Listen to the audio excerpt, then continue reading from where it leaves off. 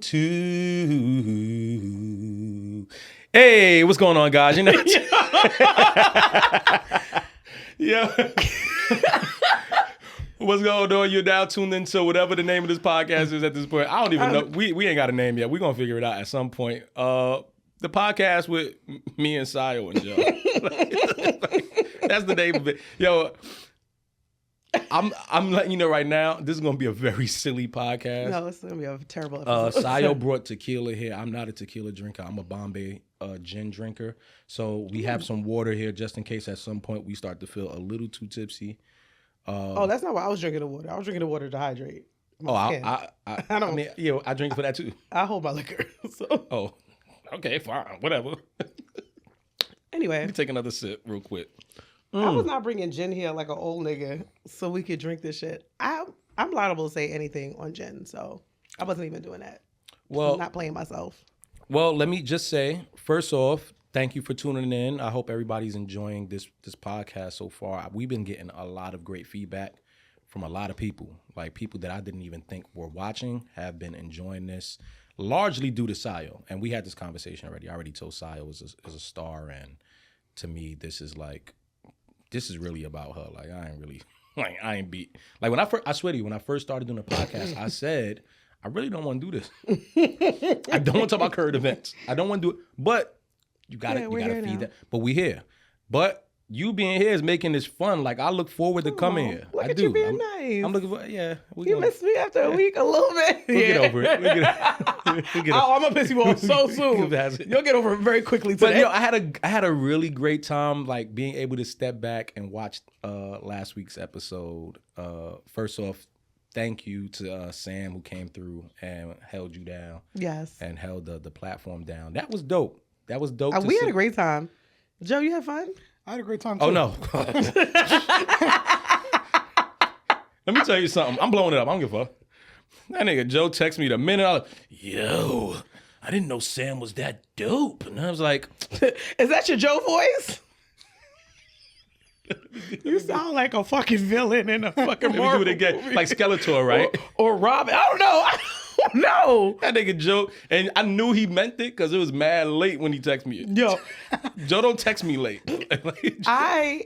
I wasn't going to blow you up, Joe. Nah, you can do it. It's but the thing is, I knew he meant it because Joe always puts our shit in our group chat. I saw it was on the separate side. I saw he texted me on the side. I knew exactly what it was about before I opened up. Joe's side text you? Yeah, I said, it's a Joe podcast producer. Oh, shit. What's he called? It was like a late text too. Yeah, I had to think about it. Joe, I had to think about it. Joe, we gonna have a good, healthy conversation about you. Because as I watched this episode, because there was a lot that was talked about in regards to you, and I've known all of this for quite some time, and I've never gotten a chance to give my full opinion on it. But I can't wait to get to that part of this shit. This shit gonna be fun today. The comments had me weak because somebody was like, Sam and Sio are stunned at Joe's story. And if you watch the episode the whole time, I'm like, being in your seat was actually hilarious because I was looking at Joe and looking at the camera. So everybody got all of my reactions. And I don't know if that's for the best or for the worst. The whole time I'm like, I keep telling you, Joe is the most interesting character up here. Yeah, he is. That doesn't. Him having interesting stories and living an interesting life does not mean that you are any less insane. I just want to clarify that. You know, we're here. Okay, we're here now. Now he don't want to talk about this shit no more. No. We're here now. I feel like we brought it up. Let's just, for those who have not watched last episode, go back. But we're talking about Joe shared a story with Sio and Sam last week about his love woes and something that he went through with the woman that he was dating, and the woman just happened to be of a certain lifestyle. I don't even want to allow you to get all of that from here. Go back and watch everything that he said. Yeah, you got to watch the story time. I just want to kick a couple of jokes in so that we can move past it. Okay. Brother Joe? Europe. We here. No. Go ahead. I'm sorry. I think my lawyer watched the episode too because they hit me today. I was like, fuck. See, I had that conversation with you at first, and I was like, are you sure you want to talk about this? Right? But I told Joe I think he's absolutely insane for doing any of this. the suit, any of the stuff. I feel like men, we have to appreciate when we have become the lick. No, I can see why he did it though. I can't. I can see why he's trying to make sure that like Teach a lesson? Yeah. To who? To himself? No. To her? Yeah. She's not going to learn that lesson. That bitch she off chilling. She's good. She may learn the lesson. This is a legal suit, regardless whether whatever happens. That shit is annoying. If I've already wasted enough money on someone, I'm not about to waste more money just to teach them a lesson. See, it ain't about petty the money. enough. Yes, you got to really dig deep into the petty. The Capricorns have that on lock. So I understand where our good brother Joe is coming from because I could show you better than I can tell you. Yeah. Okay, I love this for y'all, and I love that y'all starting to bond on this Capricorn shit. Yeah. That is bull crap. I'm not even. not. It's crazy. And Joe, I've said that already. So Joe knows that. That's one, right? I think that it's a waste I'm with of you, time. Joe. It's fine. I stand with Joe. Second, as someone who has wifed women of a certain life, and I've talked about it many times. When I did that, I was prepared for everything that could possibly happen after that to be totally against my standard and how I should be treated. Because I knew what I walked myself into. No matter how great they speak and how much, I want to change. No, you don't. But in the meantime, I'm going to believe you or give you enough grace to... Joe, I understand. No, but this was one of my backup plans. What? This. Talking about it? No, the legal route. I already knew the whole time. Well, see, But if you knew, then why just even? Are we go allowed through to talk about this? Yeah, like I don't want to get. Why not? Because a premeditated lawsuit sounds like we're not supposed to talk about See it. what I'm saying? Yeah, let's cut that out. See, no, I mean, No. You always Let's need leave to it plan in. A, B, C. Well, that's probably what got him in this trouble in the first place. That's the problem. I think the best lesson to learn in this, and I don't think, and I want Joe to succeed. If I didn't, we wouldn't be doing this together, right? Yeah. I think Joe should lose this lawsuit. Oh no, I'm not gonna do. I think he should. I'm not gonna. No. I think the lesson isn't for her; it's for him. Why? How? Because you've already got the first lesson. The first lesson was do not ever trust an escort. That was the one lesson. That was lesson one. That stressed me out. Oh my God. The second lesson is why are you suing the escort? You was the lick. No, stop saying that. I've been the lick before. No, Joe, I it's the understand truth, what you're though. doing this. But I mean, he ain't lying. But still, she still did it. Like, She did what I'm she not was gonna supposed wish to it- do. She's an I'm not gonna wish him to lose. I can see where you're coming from. I am not gonna wish him to lose because I don't want my friend to lose. No, I think sometimes losing is the better thing for us. No, I agree with that. In this situation, I don't want him to lose. They got to lose. He already lost a lot of money. Because you know what happens? This is what's going to happen. Why are you whispering like we're not on microphones? We're on a fucking podcast. Oh God, what minute is it? I'm about to quit. Sio, this is what's going to happen. I hate. This nigga is going to win And use that money on and another use that money on another escort. I want better for my brother. Like, he is now my brother.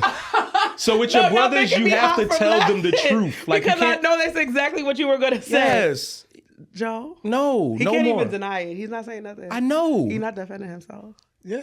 I can't defend See? you if you don't. See what I'm saying? Let me drink some more water. We got to want better for each other. We And do. The better for him is to understand the process of being a lick. He's went through his real lick moment. Like, she licked him good too. Damn. In more than one way. Oh yeah. But I'm still like, my brain still can't process. Sometimes I be in the house like washing the dishes or walking ginger, and I be like, 45,000. And then I say my pussy's big again because see, that's not a Toto thing. I'm gonna say because I'm gonna be Spanish today. Oh, by I the was way, like, are you Puerto Rican today? yeah, I'm working on it. By the way, I have heard a lot of people saying in comments and has messaged me and saying, yo, I don't lean enough into the fact that I'm Puerto Rican and stuff. So I'm gonna try to do better at that. All right. So I'm gonna try to use Spanish words, even though I don't be knowing how to use them and how to say it, just so that you can see that I'm trying to become better. What? So What would make you want to practice in front of me? in the 5 weeks that we've known, well, longer. In the weeks that we've known each other. We here now. What would make you think that practicing in front of me was the idea? Nigga, we tapped in. It's over. Yo, it's you know what's going to happen? Let me tell you what's going to happen with this relationship here. With this right here, Sio is going to hate me. But you know why she's going to hate me? Because she's going to be able to predict me so well. Already in 5 weeks, I got her figured out already a little bit. Now I got to switch it up because I don't like when niggas say shit like that. Fuck you mean? Come on. What do you mean? Because I think that there's just a synergy that people automatically have. Yes. No, I must say, we did get cool very quickly. You know, obviously we're not besties yet. Come on. But we are. Come on. Niggas locked in, yo. Vatos locos. See, what? Vatos locos. You know, that's Mexican. I'm Puerto Rican, but I wanted to do something like Latin at least. What does that mean? I don't know, but I know I seen the movie with and a gang. I knew he didn't know what the fuck it meant. Okay. See, I'm gonna have to send you some classes. Yeah, I took some classes. See, that's how invested I was. No, you don't do no more Spanish. Nothing. You stay away. Because the thing is, adios. Y'all can't see Joe's face, but he was extremely dead ass. Yeah, seriously. Yeah, seriously. I got you. I'm gonna send you some Spanish. No, I'm good. I'm gonna pass on that. But you do me a favor. We're gonna take you. Go to Jamaica. Not if you want to save that money. Well, that's true too, because they'll get you. They'll get you worse, actually. Ooh. In English. I don't know. I was thinking actually making a series. You know, just finding Joe's wife and just start going to different countries, and you know. They have that. It's called the Passport Bros, and I don't think that's successful. They snort. I'm so glad I'm passing the snort agenda. We're gonna do a snort count. I'm at 1 already, and Joe's at 1 too. So, how many minutes are we in? 13. Damn. Okay. Well, we're gonna leave Joe alone for that because there are people already killing him online, and as much as I think he should learn his lessons, I don't want people killing my friend. And like I said, we will jump you. Like I'm not with niggas playing with the people that I fuck with, and we do. Look. I bet most of them that are joking, they don't got the 45K. So clock it. He talk big talk. Well, all right. So do me a favor. I do want to say this because though. I'm one of the niggas. Do me a favor. Joe got the 45K to waste. I don't want y'all assuming because we are attached to each other. I'm still broke. Why do you think I clarified immediately? Yeah, like I'm the niggas he's talking about. I don't got nothing. All my shit is tied up in investments and child support. That's it.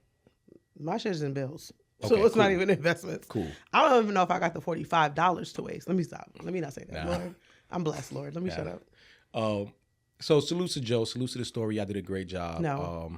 I had a good time listening to it. I was in Vegas, like just twiddling my thumbs at the poker. No, not at the blackjack table. Like, I wonder how it's going over there. I wonder how they doing. Yeah, you called. Yeah, I did. And right when I called, that's when I started losing. That's why I said, it's time to hang up. I was wondering why you got off the phone so abruptly. Yeah, because it was this little white lady that sat next to me. And I think the casino does this on purpose. Okay. I was sitting there playing by myself, killing the blackjack table, killing. And I caught, when I go to Vegas, I like to play at downtown Vegas, like the old Vegas. Okay. Where like the real senior citizens go. I love a senior citizen situation. That's where I go. So I went to a spot called the D.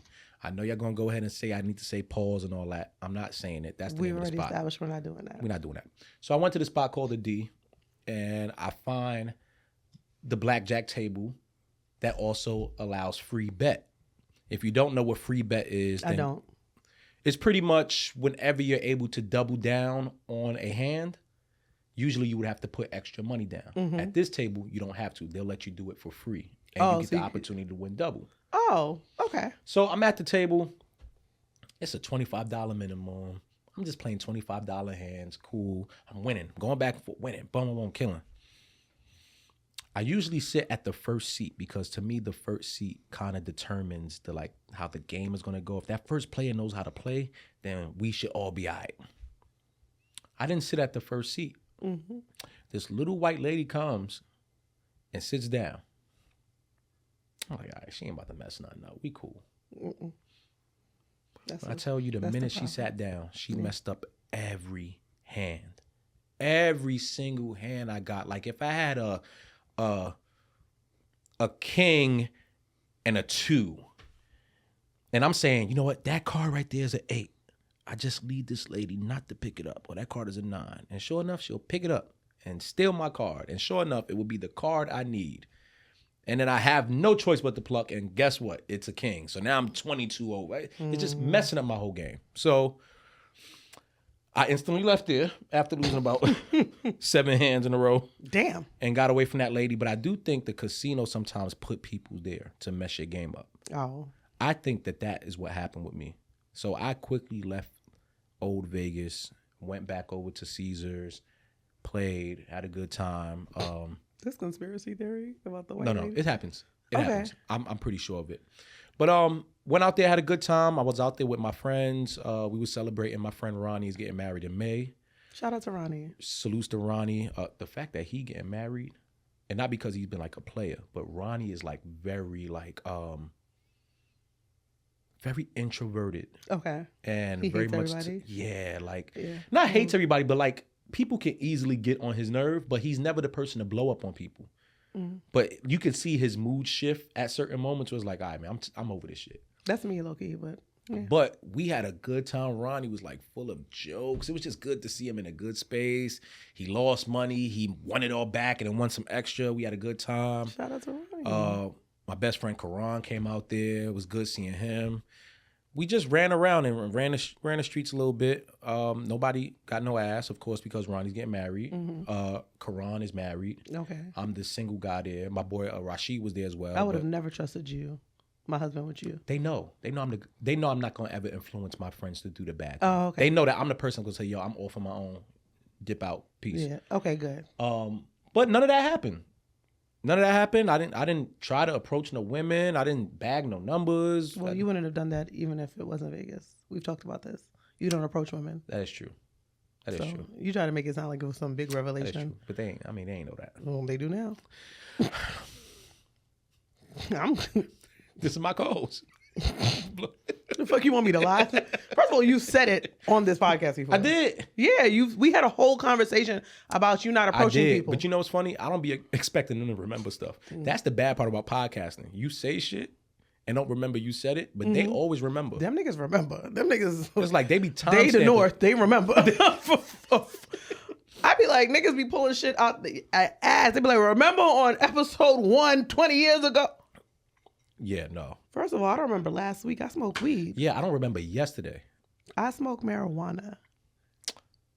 I have a story about that we can get to. Okay. But yeah, Vegas was fun. Left Vegas, went to LA, had some business to do. It's like a 1-day trip. Mm-hmm. Chilled out, came back home. Right in time to enjoy the snow. But You should have stayed. Honestly, the snow is so ass. But you had to come back. I wanted to stay. I had a great conversation with someone that I'm not going to expound about on here, but it told me a lot about myself and the direction that I'm headed in. Okay. As far as trying to hold on to people that in certain ways are telling you, like, you don't have to hold on to me in this way. Like, you can let me go. Okay. And I think this trip allowed me to just let go of certain things. Okay. In more than one way, not just within friendships and love interests and just a lot of different aspects of my life. I'm just like, you know what? It's cool. I don't have to hold on to things that don't You be trying to service hoard me. people? Like, not hoard people, but hoard relationships that may not be currently serving you, but you think it may serve you again? Is that what the thing is? No, I think I have sometimes maybe a more forgiving heart, or I come from a place where I know how fucked up I've been in the past, and I've always wanted people to understand that it was less about them and more about me. Mm-hmm. So I kind of give people that same grace, but then I'm just like, I don't have to. Like, I don't have to go ahead and accept other people's bad treatment of me as it's not really what they're doing against me. It's just that they have problems. Like, okay, cool. Go fix your problems. And while you fix them, get the hell away from me. So I'm in that space. No, that makes sense. Because one, you can't expect you from everybody else. People, just because you think that way and the way that you move doesn't necessarily mean that that's how they're doing. But two, you truthfully can love people from afar. There's a bunch of people who I love dearly to this day. And I can't, don't talk to me. If I don't even acknowledge me in the street. Like I pray that you and your family are good, but if you say something to me. Has there ever been someone that you've maybe done wrong or you've been through ups and downs with that you felt like you owed it to them to like see you in a different light? Like you've grown and you wanted them to see like, yo, that person that you knew from before is not the same person, and you might have like done that a bit too much? Because that's what I feel like I've done. I think in a variation, yes. I think that what had happened, damn. I already sound like I'm lying from jump. God damn. Niggas probably like, look, this bitch going to lie. I think that I've made mistakes, not maliciously or like to do people wrong, but I think I've handled situations not in the best way. And I can see it and I can apologize, but a lot of times I've justified it versus actually, like the apology has probably been surface level, or it was like, I'm apologizing, get past this, versus actually seeing where the fault was. Yeah. And being open to see where the fault was. I think that I am a changed person because of those situations, and I try to be a little bit more intentional about being like, okay, I'm not always right, even though I am right a lot of the times, but I'm not always right. And I could be a little bit more self-aware and emotional intelligent about the part that I played. Just because I was wrong doesn't mean it was okay because I'm admitting it. But I'm not in the space where I'm like, I want to show them that I'm a different person, because I think that the times that has happened, the way they've handled it and the way I've handled it is two completely different ways. And they were upset, but they were also mean. Maybe that's the word. I don't know if there's another word, but mean is the word. Like they were mean, they were disrespectful. And I'm like, the shit that you're saying right now, when I'm coming to you trying to be respectful or whatever, even if I'm still wrong, that means you had these ill feelings from before. So there's no like, I'm coming back, I'm trying to fix it. You can see that I'm a changed person by watching the podcast. Subscribe for $7. Yeah, please. And you can wait a couple of days later and catch it on the tube. Hello. Yeah, no, you know what's funny? I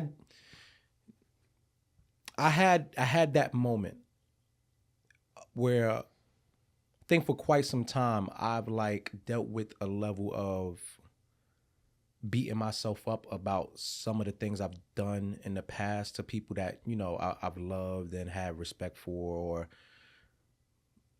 whatever the relationship was. And at some point I felt like I owed it to them to be like, to show them me in a new light. And just after a couple of conversations, like I don't owe it to, like, I owe it to me to get better and to do better by the people that I build relationships with moving forward. And if there's a world where you can see me in that light on your own volition, like I don't have to force it, then great. But if you still want to have this view of me and you still want to label me in a certain way off of the hurt that I've done, because at the end of the day, you have to acknowledge that you are the start of it. Yeah. But if that's where you want to sit, I have to allow you to sit there. And I can't force you to want to see me in a different light, or to even take the time to get to know me in a different light. So it was something interesting that I've come to grips with, and I just needed that spark in one situation to make that a thing that I just trickled that down to everything. And I'm dramatic like that. Like I'll have that one thing happen on that one big scale, and it'll trickle down to the smallest thing of like down to people that I don't even really give a fuck about. But I'm just like, all right. I already learned from the big thing. Spanish people say, was it se acabó? What does that mean? It's like se acabó. I'm on you niggas. I'm on you. I don't even know if it's right. Listen, I don't know if it's right either, but it don't matter. No, it does matter actually. But the Spanish people know I'm trying. They know that I'm trying to get closer. I want to come home a little bit. How about we take a trip? We should take a trip. To where? Puerto Rico. See, this nigga just trying to trick. See, I'm not. No, you want to take a trick. You don't want to take a trip. Y'all ain't gonna have me out there like a madam and shit. No, like. So no, it was an interesting thing. So that's what I came back home with. I came back home with that. I came back home really just appreciating the people that I have in my world right now, and wanting to make sure that I let them know, to the smallest level, the biggest, whatever. Like I really do appreciate people giving me the opportunity to be me at the finest of levels and at the lowest of levels and still not feeling like, they have to keep me in a box. So it was a very good trip. Aside from the business and aside from gambling and seeing my friends, had a great time. Couldn't wait to get back here to talk shit with y'all. We love a little trip clarity. Yeah. I love when I be going on a trip and I just be walking and no, not even for any reason, just get a little clarity and be like, get on a plane really does something to you. And I ain't get no, like I said, I ain't get no coochie. I ain't get no toto. And so let me tell you why that's important. Go ahead. Because when you go on trips as a single man, especially if it's not all the way business trips, if it's some fun leisure, at some point in the trip, you be like, man, I ain't gonna lie. You get that itch. Okay, Pookie. You get that little itch, right? There was no itch. There was no like trying to like seek out a girl. And I was around a bunch of women and different situations. At no point was that a thought in my mind. It was like, oh shit, like you kind of grown now. Look after at you. 40-something years of living. Like it felt good. Baby steps. Baby steps. See, this is what I'm looking for. I told you I need a nigga who's tired. He's tired of hoeing. That's what it is. I'm tired. You're not tired enough. But I need a nigga. He's not tired enough. I need a nigga more tired than you. I need a narcoleptic nigga. I need a sleepy What's nigga. so crazy? What's so crazy is I was supposed to go on a date while I was out there. Mm-hmm. You fell asleep? I took a nap and woke up mad late, and I was so disappointed. Like the young lady texted me up, and salutes to her if she sees this. She texted and was like, "Wait, let's do this and this snack." And the moment she said, I said, "Bet I'm gonna take a nap and I'll look up the joint." I took a nap and woke up at a good 12 something. Like, oh. So I apologize. Was she texting you? No. She just hit me the next day and was like, "Damn, you just dipped," and I was like, I tried to explain, but anytime you try to explain, it just sounds like lies. bullshit. And the beautiful young lady, so she hit me with the shaking my head like, "Nigga, fuck out of here." So I'm pretty sure I won't be speaking to her again. You might. Well, who knows? But you might be speaking to her while she's on a date with her boyfriend, because she's probably gonna get one of those now. If she does, I'll leave her alone. I don't want to deal with any of that. I don't want to deal with the messiness of possible. Oh, when I said talk to her, I meant like a casual catch up. I don't mean like in a. Oh, let me tell you something. All right. Yeah, ain't nothing casual with me. So what did you do when you came back to the snow? What was the snow day like for you? The snow was cool. The snow was cool. What did you do? Where was your like snow day activity? Saturday, I was in bed, didn't do anything. Sunday, didn't do anything. Just watched a lot of football. I was about to say, what was your like snow day activities? You didn't watch. You just watched. You want football? the truth? No. See, because that's my point. Because I started to, and then you looked at me like that. You don't want to know. Joe. Bring Sam back, bro. Sam, she needs you back, bro. No, I didn't do anything. I catched up on some YouTube videos that I needed to watch, just research wise. I was on YouTube all day. I watched a couple of movies. I started watching the show The Pit. This hospital show. What is it about? I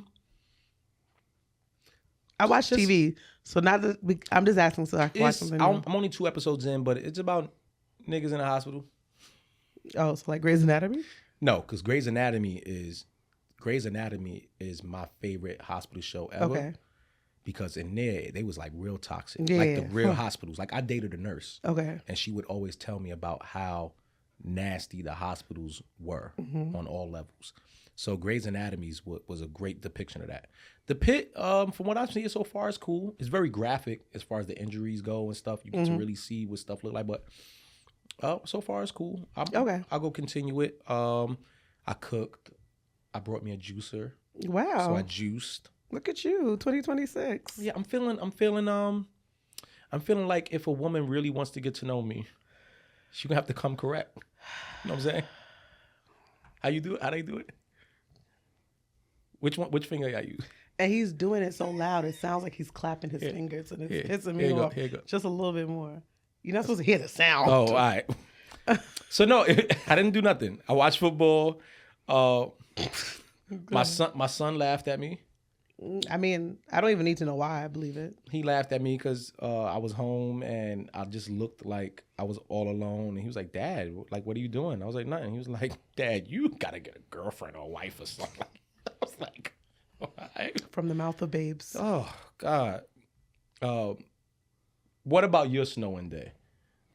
I wanted to call you. Why didn't you? I'm not doing anything. I be home by myself on the weekends. If I don't go out, I be home with Ginger. I wanted to, because I do feel like outside of just building here, and I told Joe this before, we need to start doing some type of building to understand each other better and stuff like that. So I was going to call you just to bother you. That's fine. You can. It's funny because I thought about that too. I was like, damn, now that we work together, we ain't even go to the bar or nothing yet. And that's how I met you. I told you we do for that as well. Yes. We need to grab Teddy and go. He definitely did hit me up today. But then when I told him I was working, the nigga said he don't want to talk to me no more. So we'll have to schedule that day. Joe, you have to come out. I've never seen Joe really drink like that. Like he's had a couple of drinks out with me before. You're not even drinking right now. Wow. No. You didn't want my liquor? I'm not really a drinker. So what's your what's his vice? He's not really into liquor, but he's into being a lick.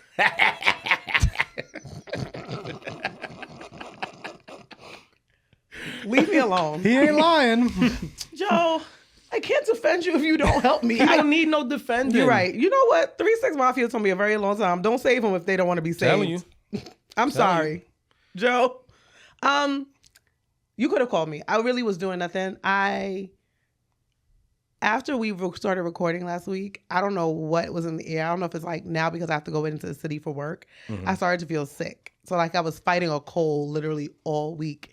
And luckily I'm a hippie, so I had mad herbs and shit. So I'd be like natural remedying myself. So it never like fully fledged. But Friday night, Saturday night, I was home in bed, drinking chicken noodle soup, watching TV, and cleaning. Because since the new year started, I've been traveling. I started a new contract. We're doing this.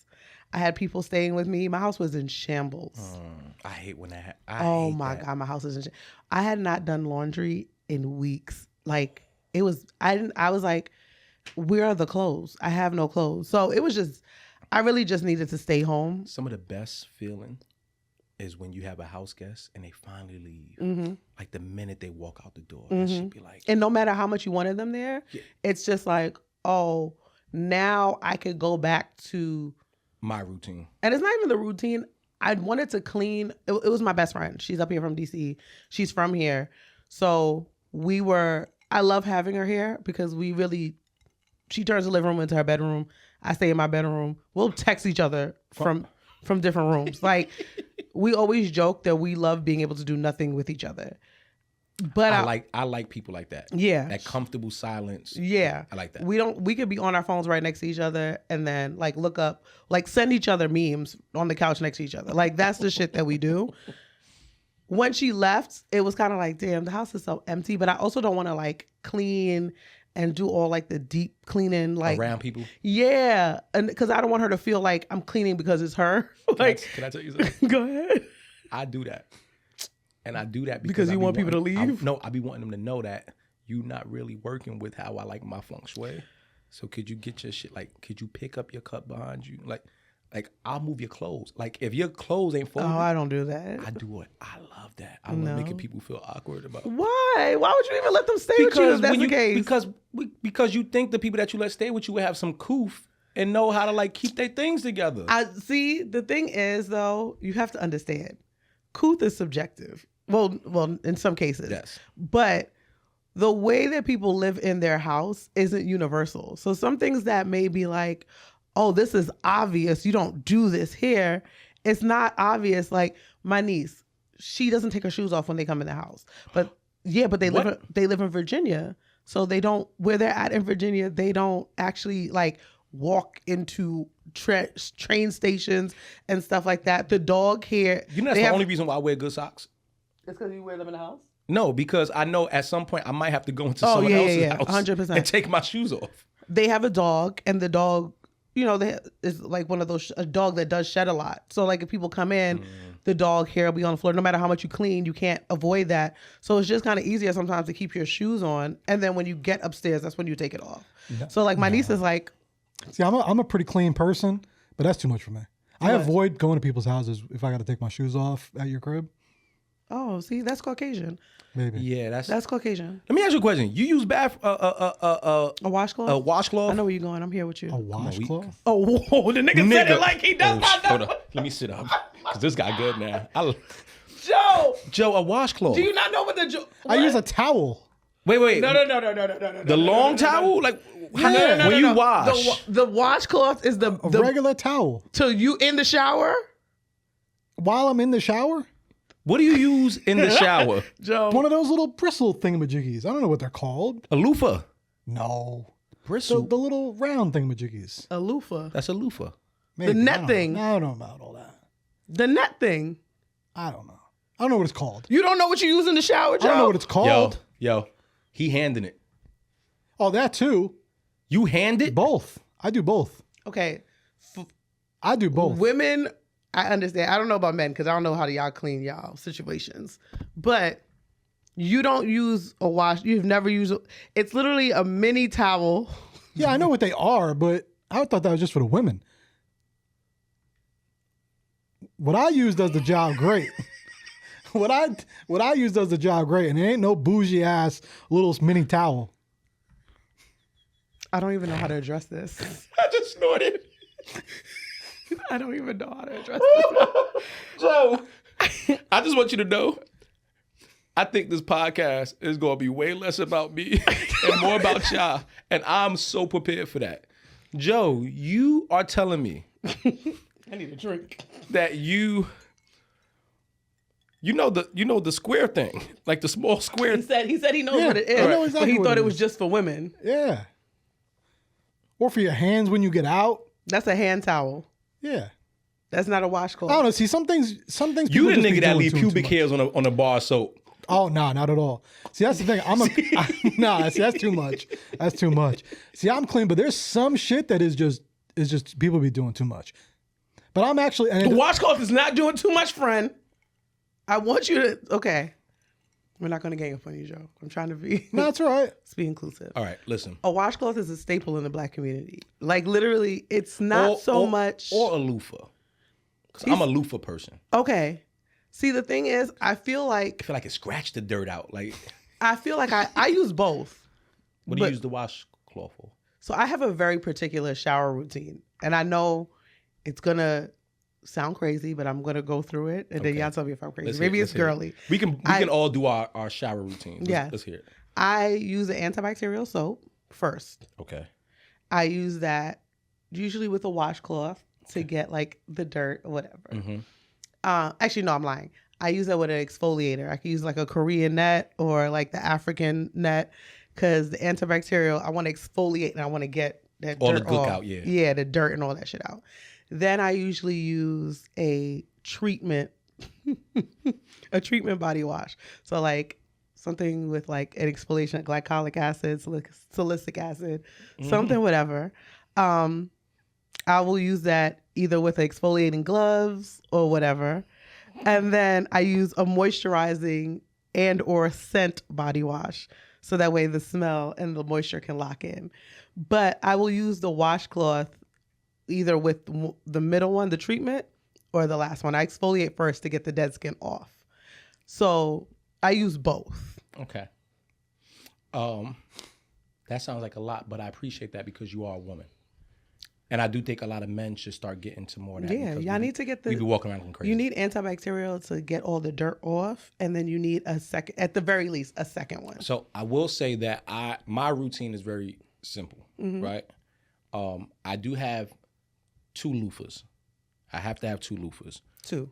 One loofah, 100%, is going towards, the body and all that other shit, boom, boom. Mm-hmm. And then I got an ass loofah. Okay, understandable. I don't mix ass cleaning with my body Okay. shit, right? I do have a face wash because I don't put the body wash soap on my face. Mm-hmm. I do have a face wash. Mm-hmm. And then when I do get out the shower, and someone told me not to do this, but I don't care because I need to see all the little brown and whatever. I do dab my face down with some alcohol. Okay. Like if you take some alcohol and even after showering, you wipe your forehead and all No, that. I know what you're doing it for. You could use witch hazel, Yes. pure witch hazel, and it won't dry your skin out. Okay. It will. It's an astringent. It's a natural astringent, so it'll calm your skin, but also it does get all that gunk and stuff out. You need to have witch hazel in your house. Period. It's actually one of like the best things to have. Witch in your hazel house. is not the thing that the women put in the tub when they gotta snap their pussy back, right? Oh, that's vinegar. Just vinegar. However, witch hazel does help certain things. Really? Yeah, like if you have if you shave and you use bumps, that helps cool your skin down after you shave. So like if you're a woman who shaves, using witch hazel afterward helps. Yeah, I use it sometimes because I'll be rocking the baldy, so sometimes a little. Yeah. Okay. Now give me your routine, Joe. My routine is pretty simple. Body wash. Every other day I do a body scrub. I thought you were from what? Yo, What I you swear gonna to say? God. Wait, what? Joe, I thought you about to say you do it every other day. No. Oh God, on, Joe! hold on. I was about to be Don't- like, cut the podcast. No, we can't no. do our man's dirty like this. No, please. that ain't me. Okay. No, every other day I'll do the body scrub. Right. So Okay. I use every single day I'm using the body wash. Okay. Right. But then every other day I do the body scrub from shout out to Lush. You Okay. ever go to Lush? Yes, I know Lush. So Shout I out to do Lush. that. And then when I get out, I do a moisturizer from Lush as well. Okay. See. All right, and this was not an ad, but salutes to them. Yeah. Yeah. All right. Little Dove as well. So Okay. yes, y'all loofah. That's fine. I still feel like in my head you need like a loofah washcloth mix, but that just maybe me because I'm particular.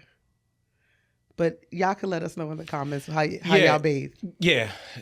Go in the comments and let us know something. I want y'all to also go back in the comments and type, Joe, get you a washcloth. Not y'all trying to jump. Don't jump Joe in the But don't comments. say it too messed up because we still will jump you. Yeah. Just be nice about how you present hey, you should do this for this reason. I don't have a real reason to tell them why to use it. I just be feeling like, is it really a white people thing? Yeah. You know what it is, Joe? It's the way you reacted. A washcloth? Yeah. Like it was like you didn't know what it was. And you really scared us because we like you. And I was genuinely You know what? concerned. I know what I'm getting this nigga for Christmas. Oh, back a watch. First of all, it's January. Yep. He needs them before then. Oh, shit. Late birthday gift. Fuck, we gotta figure something out. Nah, some people just be doing too much.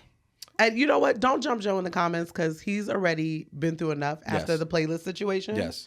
Speaking of that, I can take the heat. speaking of doing too much, let's get into it. I think from the last episode, a lot of people, and we're gonna get to some topics, but let's just get all the little stuff away. From the last episode, we had our guest Sam who came up, and once again, salute to her for coming up and filling in. Shout out to my But Sam. we had a lot of people who were reacting to it, and Child. mainly at my neck about having her up here. First off, there were people like, let me put my drink down, cause Pick mine up. there were a lot of people that were like, yo, that's foul, and Nasty work is the name. Nasty. Yeah, that's Nasty's the nasty. shit I saw the most. yeah, that's nasty work, and yo, E, how could you interview Rory's ex? And it was like, y'all do know that, first off, no one was interviewed. At all. Y'all also do know that I wasn't even here. Now, I get it. Y'all deem this as my platform.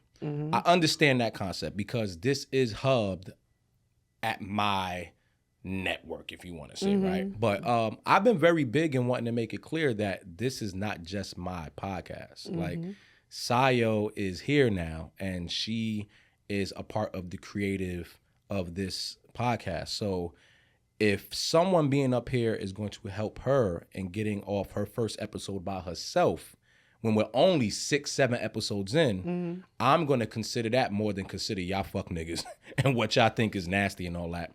Especially when the person who could be affected by it is totally fine with anything. Yeah. And the people that you think would be affected by this are not affected at all. So while I do understand how it looked, I already considered how it was going to look. I already knew people were going to feel this way. I just want y'all to know, at least be accurate. I did not interview anybody. Nobody was interviewed. And I wasn't even here. Yeah. So, and moving forward, I do want people to know there's going to be like decisions made up here, but it's not a dictatorship. It's not like you can't do that. Like Sio 100% can come up here and make some shit happen. And me and Joe at first might not be like, oh, that's the thing we want to do. But there might be a side where I'm like, well, Joe, she's right. 2 beats 1. Like it is what it is. So I didn't think we had to get too much into conversation about the messiness. No, I'm gonna get into conversation about it because I got something to say. Okay, go ahead. So, because let me eat my York peppermint patty. I hate that fucking thing. Well, first of all, I'm gonna apologize to you, and I don't like to apologize to you. Why? Because I think that I did not realize how toxic this environment is. Yes, like I've had some, like we talked about. I've had podcasts that weren't at this visibility. Mm-hmm. And now that you kind of warned me, like, we're much more visible now. And I did not think I realized how dramatic y'all niggas could get. Yeah. Ooh, I didn't realize how dramatic y'all niggas could get. And I hate that the way I had to find out was at your expense. So that's why I'm apologizing and I love Sam Down, but I don't know if I would have brought Sam on if I knew niggas was going to attack you the way that they did. So that's why I'm apologizing to you because I didn't take into account that. And maybe, I don't even know if you mentioned it to me or you hinted it to me to be like, you didn't. Okay. Because I'm like, maybe I'm just like in La La Land or whatever. I did not like that lesson had to be learned at your expense. I think it needed to be learned at my expense because I'm already kind of like hip to it. And I'm still going to react how I react. And it's not really a thing of you. But like a lot of people don't know, like first off, her attachment to you just draws deeper than my attachment with Rory or any. Like you guys have a really close relationship. Yeah. And on top of that, it's not like Rory as well. Like it's a circle of people who are very familiar with each other, who are very cool, very cordial in whatever ways that we are, and we're all respectful. And in moving in this new atmosphere of podcasting and having to consider the fact that some of the things we do are going to come off looking the way we have to accept it. As long as we're all protected and we're all fine, I don't really care about the perception of it. Now, I do care when people who actually know me start acting crazy and know my character start to want to play into the whole conversation, the optics and the conversation. I think that you probably just caught the L because niggas don't know me. Like I'm fresh out the box. Like nobody really knows who I am. I'm new in this level of visibility, which I still don't like, but we deal with it. We deal with it. But yeah, because you on the Reddits and I am. I haven't seen any of the Reddits yet. YouTube joined you. I haven't seen any of the Reddits yet. That's probably for the best. But it's all it's all positive. Okay. Send me the next ones too. I want to see everything. But the thing is, I'm gonna say this. Samantha's my friend. So I don't give a fuck what y'all niggas say. Samantha's my friend. And they were also dragging that picture that you posted of Bridget and Sam together. Bridget is also my friend. And I'm not bringing up Bridget just to leave that lady alone. Leave my friends alone. But Sam is my friend. Bridget is my friend. You only posted that because you were out with me for my birthday. Yeah. But and niggas just didn't know that. Mm-hmm. But we are also trying to build our bond and our friendship. And you were showing up for me and being with them. And niggas is dragging you. Well, so I don't like that shit. I'm also the person that I'm not going to hide who I'm cool with. No matter what the outlook is and all that. So I just didn't like it. And I understand. It took a lot. It took a lot for me not to say nothing online. I wanted to. That would have been our first jump together. We could have jumped niggas. I was on Twitter. And I don't go on Twitter as much as I used to. I was on Twitter and I was like... if you saw my drafts, I was like, y'all niggas is weird. Leave my friend alone. Now niggas can't date somebody and never live it. I had so much shit and I was like, I'm just gonna make it worse. I'm just gonna make it worse. And I'm just really a regular bitch from the Bronx. And I want to curse y'all niggas out regularly. But there's no merit to it. It doesn't make sense. Sam will be back up here again because we had a great episode and I told her she can come back every week. We know what you told her, homeboy. Yeah, we know. We know, friend. And with that being said, I do want to also I want to be respectful, and I spoke with Rory even before her coming up here, and he was very cool about everything. But I also want to be respectful of, I don't have to lean on him being cool on it. If me myself feel like something could be wrong, then I would stop that before he would ever have to tell me anything. But I already knew from the jump that it wasn't going to be an issue. But I would have rather him hear that she was on the platform before he had to see it come across, because that can really look shady. That could look shady as hell. And I also had a conversation. Here's my other one. I also had a conversation with Samantha, like, hey, we've done other content stuff before. We've had a podcast together before. So that's why I knew Sam and I would be good. Or I didn't just pull her up here for engagement. Can I be honest? The first thought was I was telling Sio to do her, Bridget, and Sam. Well, Bridget wasn't here. But I was going to do Bridget too. So, but also I had to check in with Sam to make sure she was okay with it, because I'm very protective of my friends. And I think that's why I'm so upset. Not upset. Let me rephrase that. I think that's why I was bothered, and I was like, this shit. Because at some point, y'all got to detach. And like you said, I know Rory too, so this is not shade against Rory. But at some point, you got to detach somebody from their ex. Like, yes, they had a very public relationship, but when is she going to be able to be her own person? When is she going to be able to be Samantha and not Rory's ex-fiance or Rory's ex? Yeah. Like, when are y'all gonna leave Baisley the fuck alone? Leave my goddamn niece alone. Stop bringing up the dog. Y'all talking about the dog on fucking YouTube. Are y'all niggas okay? It's a dog. And shout out to my niece, but leave the dog. Like, niggas is literally like, where's Baisley? Okay, the dog is okay. My niece is fine, and leave her. Keep her name out your mouth. People become attached. But, and I get that. But the thing is, Samantha was a human before her relationship. Samantha was a human after her relationship. She was a human during her relationship. And during her relationship, she met people, she forged friendships, she formed connections, and she shouldn't have to dismiss her life or now live her life in the shadow of these few years in the entirety of who she is, just as this one. Y'all are diminishing her as a person. I will say this too. As we start to embark on building what this looks like, I'm really in the mind frame of as long as we are good, meaning the people who are actually doing this and the people who are actually a part or really personally attached, I can really give a fuck about what you people are thinking as far as that. Oh yeah, if I know you though, if I've had some type of rapport with you, a conversation, this and this and this and that, and this goes for a lot of different people, and you try to use these moments to garner attention or just to be a part of I'm going to now look at you weird, and I'm going to detach myself, and I want to make it very clear to those people I'm detaching myself in a way where we can never be decent. I don't want you on I don't want you on my pages. I don't want you talking to me. I don't even want you talking about me. But if you're going to do it, let it be very clear that you only look at me as a product. And that's wild. But yes. but I understand. But at this point, I have to understand that we are product. We are product. And a lot of people are only going to look at us. Now I'm really about product. to quit. Let me stop. I will say though, I can see you starting to get bothered. And then I was like, the anger management is working. It's working. It's working. It's working. Because from what I understand, based on what I've heard, you would have crashed out before. You would have, the whole internet, the timeline would have heard your wrath. Yeah, but I'm proud of you.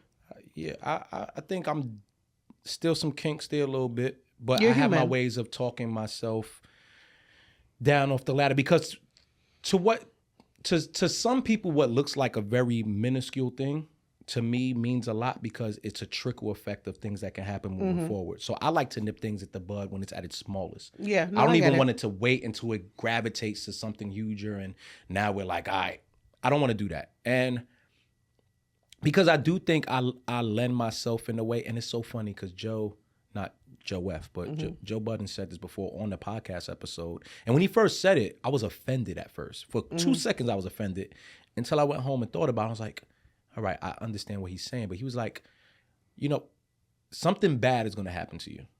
And I was like, what do you mean? I would have thought that nigga was trying to put the evil eye on me. That's what, at first. And he's like, how you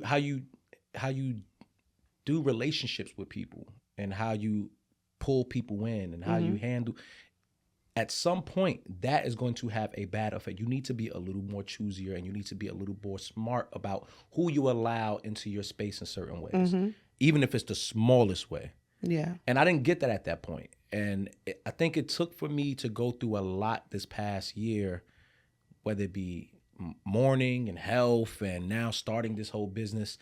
It's taught me that that's absolutely correct. And I want to be very careful about still staying genuine to who I am as a person and being thoughtful and being supportive, but just knowing sometimes I got to be like, I can't give you that. I can't give you that part of me. No. So Absolutely. I agree. I mean, we are just getting to each other, but if you know me from back in the day, from just growing up, everybody has always joked that I know everybody. I'm a very friendly person. I'm a social person. I've done events in New York for like literally the last 15 years. I know a lot of fucking people. People that I hold close is a completely different thing. And I had to learn that, like, I can know you and I can be acquainted with you. And I really don't like when people assume. This is why I joked when you said it. I don't like when people assume that they know me well.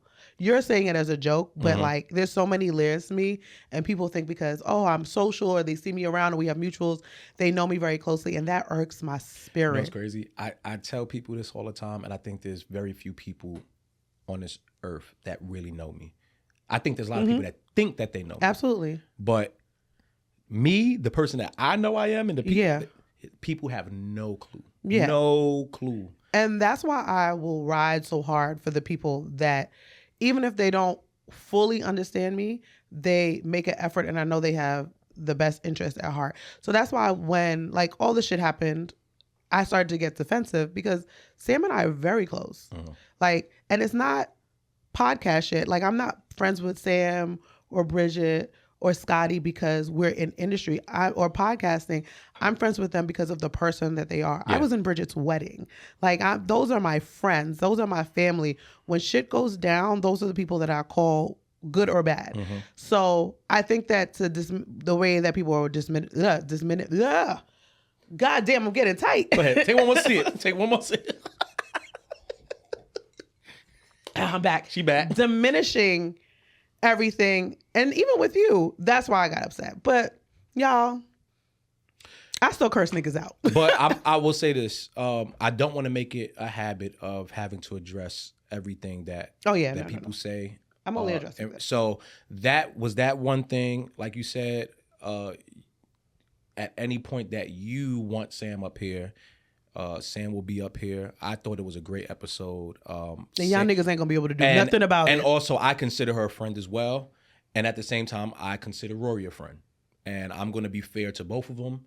And because I know both of them are fair people and loving people, they would expect me to be that type of way. So at any point, you can see Sam sitting up here chopping it up with Sio and all that. And then at any point, you can see me outside at a bar talking to Rory about life.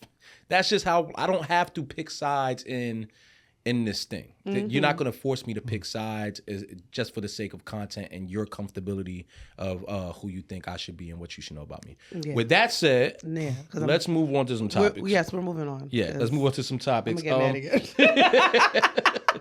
I got so petty. I'm like, now I'm hot, nigga. Getting me tight. Sorry. I did want to talk about this Kanye letter when we start talking about forgiveness and all this other stuff, right? So if anyone doesn't know, but Kanye West, or Ye, however he likes to go by today. He put out a letter which pretty much was apologizing. He put it out in the Wall Street Journal. He took an ad out. In the Wall Street Journal. It wasn't even an article. He purchased an ad in the Wall Street Journal. Yes. Apologizing for his past actions, anti-Semitism, how he's been speaking in regards to black people, just a lot of things he was covering. I'm going to let you speak to it first, and then I'll give my opinion. But what did you feel about this? I have the thing, but I don't want to read it. We're not reading that. Then go look it up. Yeah, it's long as shit. I feel like he's about to drop a sneaker. I feel like the nigga's about to drop a sneaker. And he needs the Jewish people on his side to make sure that all the shit gets cleared business-wise, and he needs the black people on his side to make sure they purchase it. Mm-hmm. And then the niggas blaming CTE, pretty much. He said the long and short of it is that he's talked about the physical aspects of the accident, that, you know, the car accident pretty much was at the beginning of his career, that he talked about all throughout the first album, but he never thought about the mental and like brain damage that came with it. And he's blaming the way that he's acted over the last few years, his mental health, his like rash behavior, on brain injury and things like that. Could it be? Maybe. You didn't think about that? That his first album, College Dropout, came out when I was a freshman in college. I'm dating myself, but y'all niggas already know how old I am. That's crazy. You're older than me, so that's... All right, chill. Let's be very fucking clear. He's older than me. Go ahead. And I saw y'all comments. Y'all said, can't believe Sio's in her 40s because she doesn't even give it. Thank you. But... Did you just clock it? You clocked it, right? All right, go ahead. That shit came out in 2003. Mm-hmm. It is 2026. The money that you are making, the person that you are, it took you 23 years to figure out that maybe you might have some brain damage. Okay. I know you fucking lying. So before I give pushback to that. Okay. Let me just say, I'm only talking about Kanye West because it's a topic. Okay. Otherwise, I don't want to talk about him. And we have to because it's algorithm, new shit. Yeah. I think as someone who can personalize that sense of arrested development in certain ways, there's things back in 2003 as a man when it comes to relationships and different things that I didn't learn until of recent. So I do think there's a world where you could go your whole life ignorant to a certain way of thinking and being, and then find out at a certain point, especially something as traumatic as brain trauma and things like that. Do I believe that that's the case? No. Am I willing to be wrong about it? Yes. But my biggest statement about Kanye West for me is I've been off the roller coaster for quite some time. Okay. I'm off the up and down roller coaster that's called Kanye West. Okay. I have no expectation whether this is going to stick, whether it's going to change. I don't care anymore.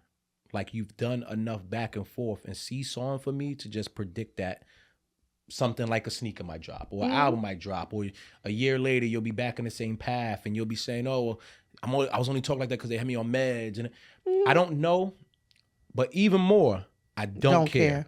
What I do care about is you have kids, beautiful kids who are really, like, when I see his daughter, when I see North to me is him. And the best form, like, very creative. You could tell just has a passion. Beautiful thing to see. I would hate to think that at a certain point she could be affected in this way, to think that some of the things that he's doing is okay and just normal, like be normalized in a certain way. So for his kids' sake, never mind the girl, Kim and the wife, and for his kids' sake, I hope that he is in that space and he stays in that space. Do I think it will last? I don't know. I don't care. I'm off the Kanye West roller coaster. And if the amusement park closes down at a certain point, I won't be mad. I too am off the Kanye West roller coaster. I really, very rarely do I give a fifth of a fuck about what that man is doing. I agree with you. I think it's affected the kids already. It has to. There's no way that you can avoid it. Look at who your mom is. Look at who your dad is. There's no way you can avoid it to be like, they're not affected. But like you said, I don't want them, especially North, to absorb any of those tendencies. And because it's their dad, and look how successful my dad is, there has to be some truth to it or whatever. I also forgot about that wife, because she don't say nothing except for model her plastic outfits. But she be looking good. No, she do. I'm not even gonna lie. I'm not. Now that's the one. Don't apologize for that. You did good with that one. I don't like women like that. I think women are beautiful.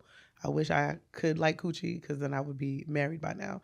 But whoa, lesbians love me. Look at these titties on his face. Lesbians love me. Nah, but lesbians, like, y'all be getting into fights and all Not that. don't say y'all because I'm not a lesbian. Oh, my bad. I forgot. What the fuck? All right, never mind. Go ahead. But What you say? every time she got them titties out, they look amazing. Oh my God. Yeah. I'm like, wow, those are some nice titties. I don't even know if they're like, they don't look like surgery. They look No, like they look nice natural titties. That Grade A American boobs. Yeah. So had to get that off.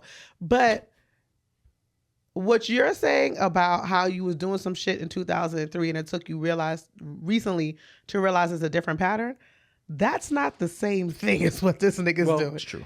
This nigga is literally saying racist remarks, going against facts. Like, it's not even like he's giving us proof. He's just talking out his ass.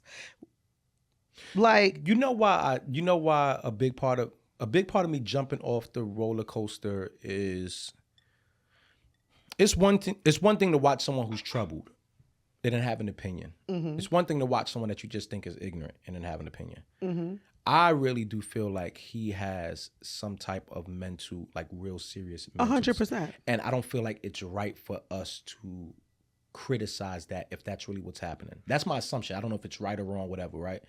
When I witness him, I witness someone that is really mentally unstable, right? So for me to, and I had these moments where I judged him before, and I'm like, I've also had mentally unstable people in my family, and I was very careful about how I judged or looked at them because it was connected to me, and I understood what they were going through. So I can only imagine how, the kids feel or Kanye's family feels or whatever when they see someone that they know is going through something, who's acting out, lashing out in a way that they know isn't normal, but it can't be controlled because of whatever mental psychosis he's in at the moment. So a big part of me isn't because I'm just annoyed with the person and I don't want to see him do good. It's just because I don't feel like it's right for me to be a part of that show. It's just irresponsible. It's very messed up, and it goes back to this being a product thing. People really feel like the moment you become a product that you are no longer allowed to go through some of the most human things in life. And some of the most human things in life at this point is going through some mental issues. And I'm pretty sure Kanye has went through more than most. He's been through a lot. But he's also dealt with more than most. Yeah. And he's also, so it's very insensitive to want to continue to speak about Kanye with that thought in the back of my brain. I understand what you're saying, and I respect that, and I agree. I have a level of empathy for him to a certain point. I think what my issue is let me also preface this by saying I do also have mental health on the side of family, particularly bipolarism, like very clear-cut mental health issues, and I'm very sensitive to people, and I try to be emotionally intelligent when it comes to them. However, a lot of times with these types of manicness, and I don't even know if manicness is a real word, but manicness, and like, you don't realize it, you don't see it, you don't know it's a thing. Kanye has a mirror up to him all the time. He's known, he's seen, people have talked to him about it. People have said other celebrities have come out and said, hey, we've tried to have conversations with his mental health to him about it. At what point is he going to be proactive in trying to get himself the help that he needs? And I don't know if he is. I don't know, because again, like you said, and I think you just saying now, like, it's like we just talked about, we're being a product. I don't know what's going on in that man's life. I can't say, okay, but from what the outside looking in, and I could be wrong, he doesn't seem like he wants people around him that keeps him accountable. Like, that wife doesn't even speak. I don't think. And I just want my favorite artist is Michael Jackson, right? Clear as day. I talk about it all the time, right? Love Michael. Down. But you know what? I can witness from my own two eyes from far distance that man did not want people telling him what to do. and Yeah. keeping them in check. I can see a world where he kept yes people around. Mm-hmm. I can see a world where you become so powerful where there is no. There is no I'm doing this wrong. It's either you understand or get away from me. Especially when you feel like a lot of people talking to you are also flawed as well. You're almost like, well, who are you to tell me I'm off? Like I see you for who you are. I see your mess ups. I see all the things that you do in the public. And so I don't know if there's an event that can happen that just makes someone turn in that way. I don't know if it's a accumulation of different things, but I do know that if you ever do reach that point and you're able to stay there, that's great. But I do know most people that reach that level of fame, power, and all, they never come down. They never get it together. I think that Michael and Kanye are two different things. Michael, first of all, I think Michael had a little touch of the tism. The way he be cupping bald heads, that nigga was a little on the spectrum. Wait, I think Michael Jackson had a little autism. I think we all got a little touch. Well, yeah, no, I'm definitely on the spectrum. Yeah. But I think he is like not like our little Asperger's. I think that nigga was. He need a little something. Did you ever? There's like this like TikTok or this Instagram where it's basically all the times that Michael Jackson has been around somebody with a bald head and how he's always cupped their head. Really? If you I've look never up seen that. Michael Jackson bald head, and it's like every time Michael was around a bald head, he would either have to like rub it or cup it. Babies, if someone gave him an award and they hugged him, he would cup their head during the award. I'm gonna find it and send it. I ain't gonna to lie, you. Mike would have got snuffed. Yeah, because like in the hood, that's called sunning. Like don't touch my head. there's so many pictures of Michael just like touching someone's bald head randomly. I think he had a little sentence. I don't like that sentence. I don't like it. I swear. I think Michael had a little touch of autism, but Michael's also a Virgo. Like Michael being told keeping yes men wasn't keeping yes men to be like influence negative. Influence negative. He wasn't spewing the type of hate rhetoric that Kanye is. I get it. So that's why I'm saying it's a different thing. Like now it's to the point where you are affecting your family. And obviously Michael is not absolved. He had a bunch of rumors. We don't know if the stuff that he said is true, whatever. But you're affecting your family. You're affecting your business. You're affecting the money that your kids can get. And now you're affecting the relationships that you have around you. Mm-hmm.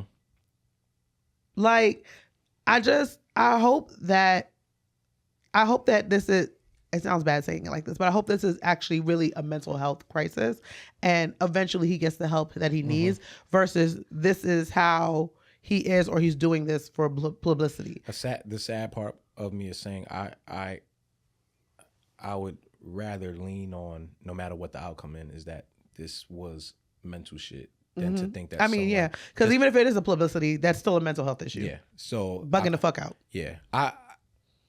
Kanye for me at this point is just a conversation that is just this revolving door of us having to have larger conversations about mental health and then also fans, how much we decide to allow the people that we enjoy in that way keep playing with us. And me personally, I remember when Heard 'Em Say came out.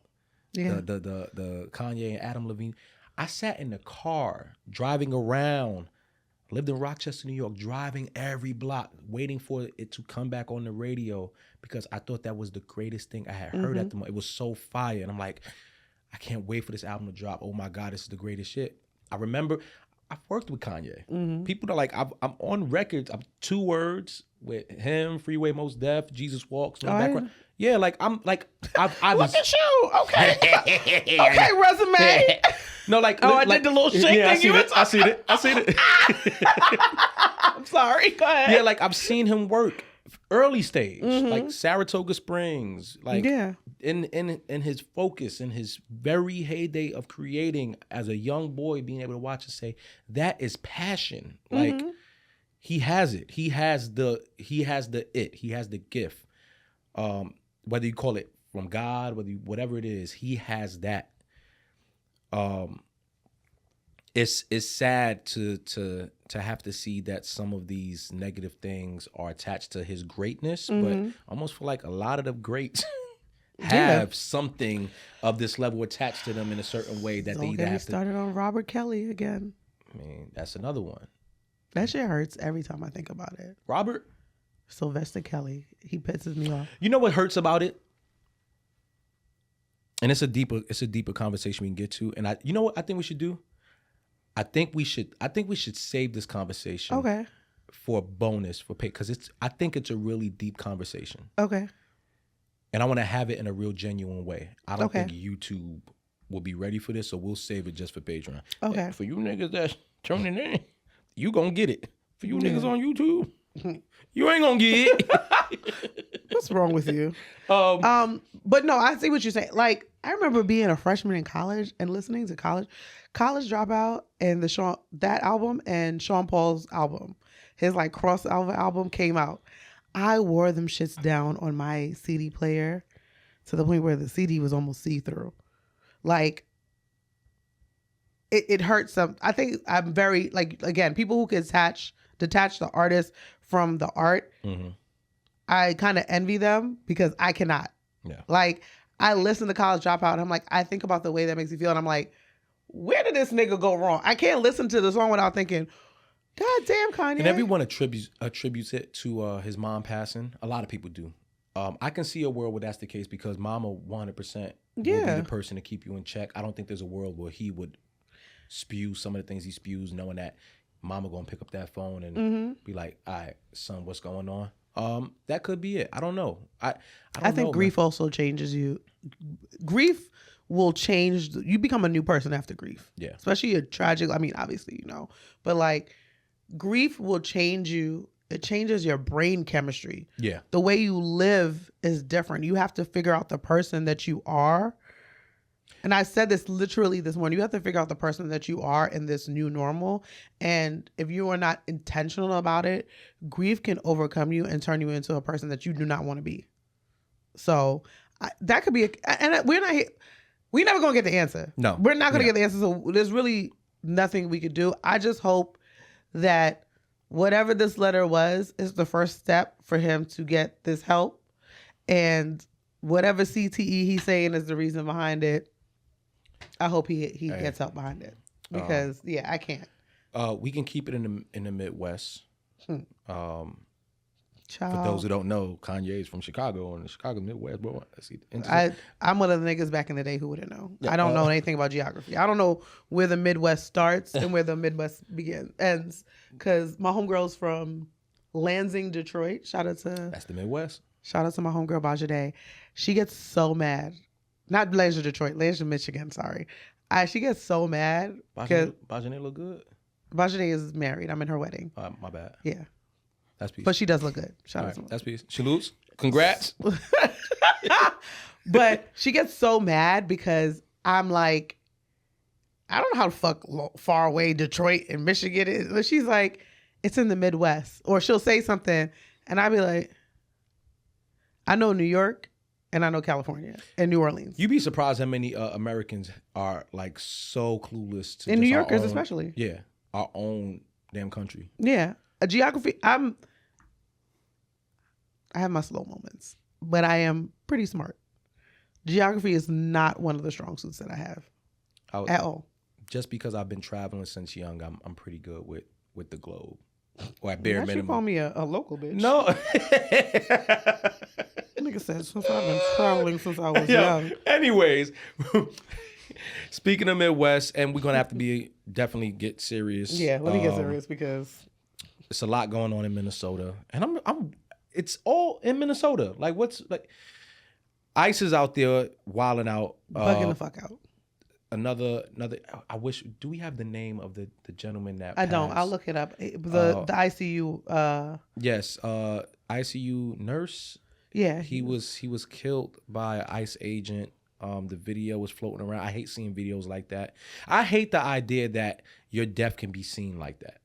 Like the one thing I've always said, I never want people to see how I die. Like that's not the lasting image that I want left of me on this earth. Like we didn't even know this man. And the reason why we know you is because how you were killed. Like that's not the lasting memory I would want people to see me as. But condolences to his family. We're gonna get the name so we can make sure that we. Yeah. Because this is what, the second one? This is the second. The first person Was Renee Good. Yes. And then this gentleman, oh my gosh, Alex Jeffrey Preddy. Okay, we condolences to his family. Rest in peace. To him. Killed by ICE agent. The video's floating around. Which is wild. Because stop sharing that. And yeah, stop sharing that one. Two. I'm always like thrown off by like how many. Like if you go in the comments and you read how many mixed feelings there are about these situations. People. To me, all these things that's happening, it's never worth someone losing their life. Like that woman trying to speed off to get away from the ICE agent is not worth her losing her life and her kids no longer having their mother. This man, out there protesting or whatever he was doing, for whatever reason, as long as he wasn't attacking someone, like it's not worth someone losing their life. And we are just getting so desensitized from people getting killed. Yeah. Never mind people dying. People getting killed.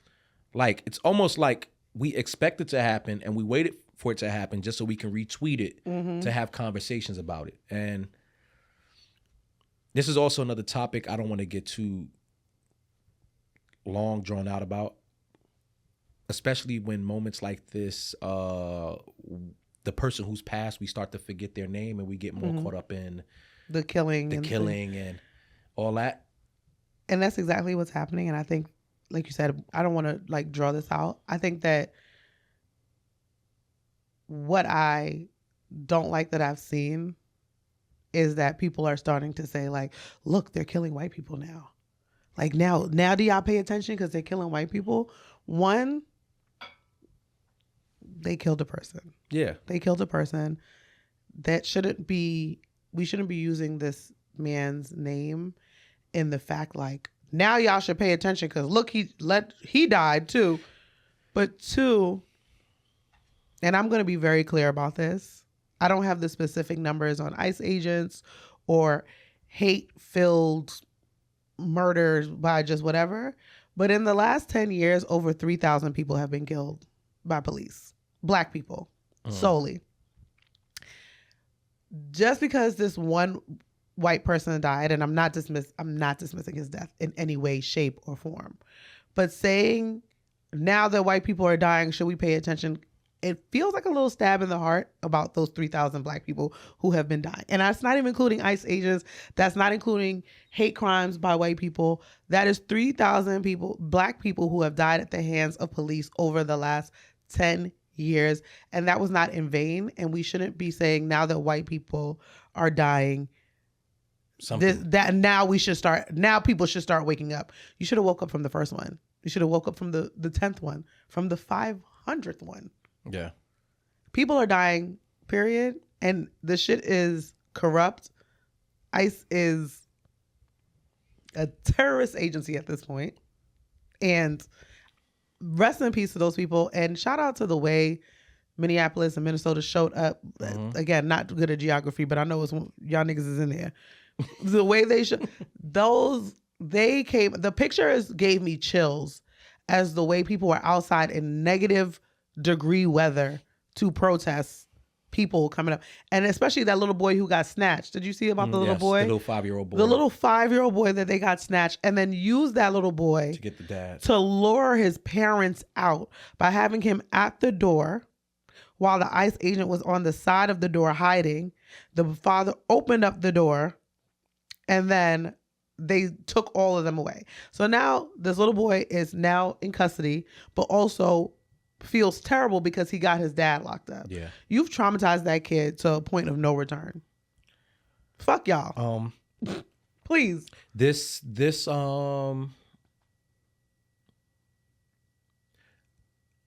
so anybody that's watched before on the pod, we joked about someone voting for Trump, and let me be very clear. I don't fuck with Trump. Never voted for Trump. I never will vote for Trump. Diaper Don. For those who did, and for those who thought that he was like a way into a whole new revolution of what America could look like. I think this is just showing y'all what was coming home to roost. And this is not even a black and white thing because everyone's being affected by it. Everyone. Like, we're all being affected by it in a way that's just like, and I do think the one thing that should be shining through at this moment is how much it is bringing us together in certain ways. Now, there is a sector of America that is 100% champion this bullshit, and that's not, we're never going to change that. We're never going to change the minds of those people. Like, I've come to that point. There might be a few that at some point will get along and, you know what, this ain't right. But for the whatever number of people of us that are now here witnessing this shit, this is the moment where you put aside your race, you put aside your income, you put aside your education, and you say, this is time to band together to figure out what's the best solution for us on a moral side. Fuck politics, fuck finance, just morally. Do I think people should follow the laws of this country? Yes, I do.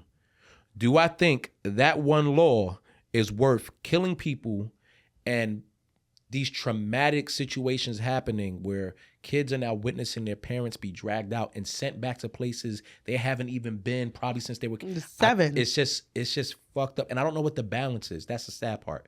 I don't know what the balance is. I'm not into politics in that way, so I don't have a thought of a solution. But morally, this just all feels wrong. Yeah. And first off, we're a country of immigrants.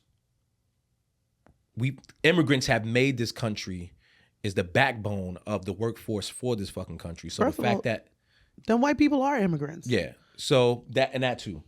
So the fact that we're having to witness this, and we're witnessing it in a way where it's no longer about the actual crime. It's just now just conversation fodder. Like, even us talking about it at this point, we're just adding on to the fact of this is now just becoming conversation after conversation. We've done it last year. We're going to do it. We're most likely going to have the same conversation next year. Sad to say. We did it in 2016 Yeah, to 2020. Like, yeah.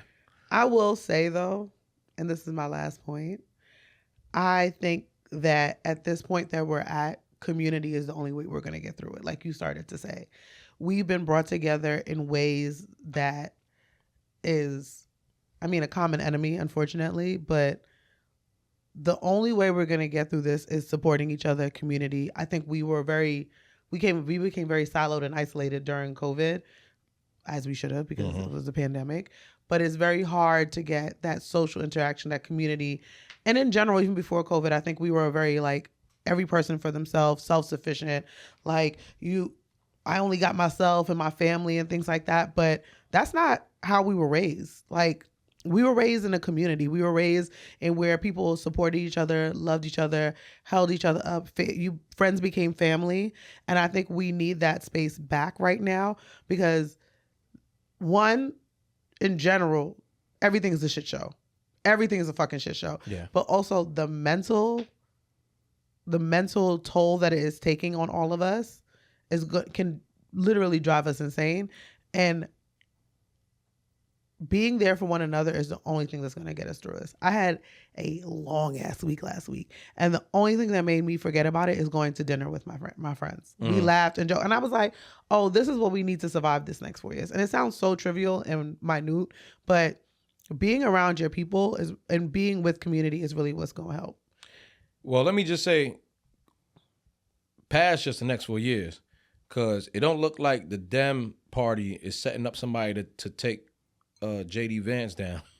So we might need to consider that also our next person coming into office is going to end up just being worse, continuing this. Because not only is the reason why it might be worse is because he's a little more eloquent with how he talk, and he might be able to get some shit off that we don't even fucking see in the front.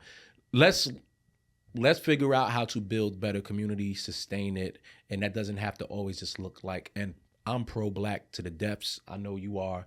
But sometimes we need to put some of that to the side and figure out a lot of what keeps us separated.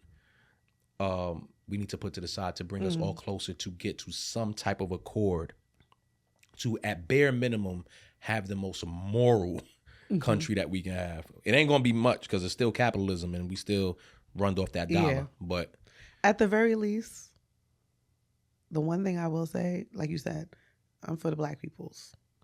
Do your research. I know I'm talking about research every fucking week. Do your research and don't only focus on issues that affect Black people, because at the end of the day, you need to be holistically versed on all the things that's going on so you can make informed decisions and know how to move for yourself. Because we can look at it as a Black or white thing or immigrant and native thing, but they literally, ICE agents are snatching up Native Americans. Mm-hmm. They are snatching up indigenous people. These niggas is doing whatever they want, and we can't just focus on the Black community. They taking if you got an accent. Yeah. I told my homegirl, I said, you better get rid of that. No, literally. They gonna snatch your ass up. My aunt, when where I live in the Bronx, there are ICE agents out there. Mm-hmm. Where I live in the Bronx is not the Spanish part of the Bronx. It's very West Indian. Like, I grew up in Little Antigua in my part of the Bronx. My aunt will literally, I went to go down the block. I was going to walk it because I'm like, there's no parking over the part I need to go to. She's like, bring your passport. First of all, my passport's in Jersey. Why the fuck would I have my passport on me in the Bronx? She's like, bring your passport because they saw ICE agents down at Dyer. And you could be Puerto Rican too. You could be a little Dominican. They'll snatch your ass up right out of here. We won't see you for a week. And I started laughing, they gonna and snatch she you right was up off that Boston Road. That's exactly where I was going. I was going to Boston Road, and I was going to Boston Road in Dyer, and they were literally. She was like giggling a little bit, but she was. You could see she was nervous, and I'm like, "All right, girl, I'm not even going to go down there," because she literally did not. My family is very like, oh, this ain't gonna happen. They're very stoic. They're not emotional. To see the worry in my aunt's eyes to go down the block where I have lived all of my 41 years, and now she's nervous about me going to go get a patty off of fucking Dyer Avenue. I said, oh. And that's where the good patty is. Yeah. Royal Caribbean patty. So. But to close it out, condolences to gentleman's family. Yes. Rest in peace to him. To Alex Jeffrey Petty. Rest in peace to what's the name? Renee Good. Prayers to everybody that's going through something right now, and whatever way, not just in this. Before we move on to the next thing, I want to say once again, I've spoken about it on other platforms, but I want to send my love and my support and condolences to my brother Rich's family right now. Today was his funeral. Damn, did I say funeral like that again? Today was his funeral. No, you didn't say crazy like the last time. The last time was bad. I'm working on it. Yeah.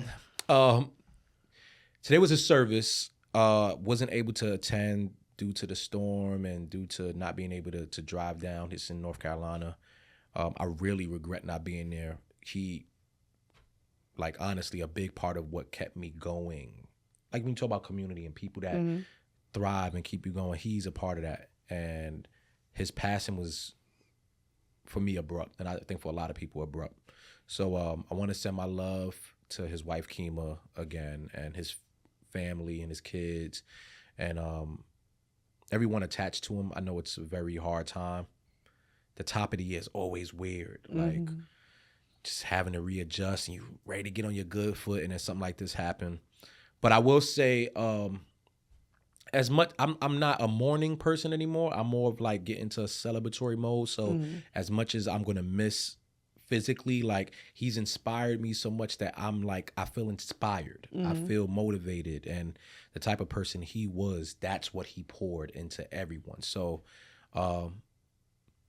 salute, Rich, you're in a better place. We got to deal with all this bullshit. And if there is some place to meet up at, I'll meet up there. I'll bring some gin and we'll talk shit.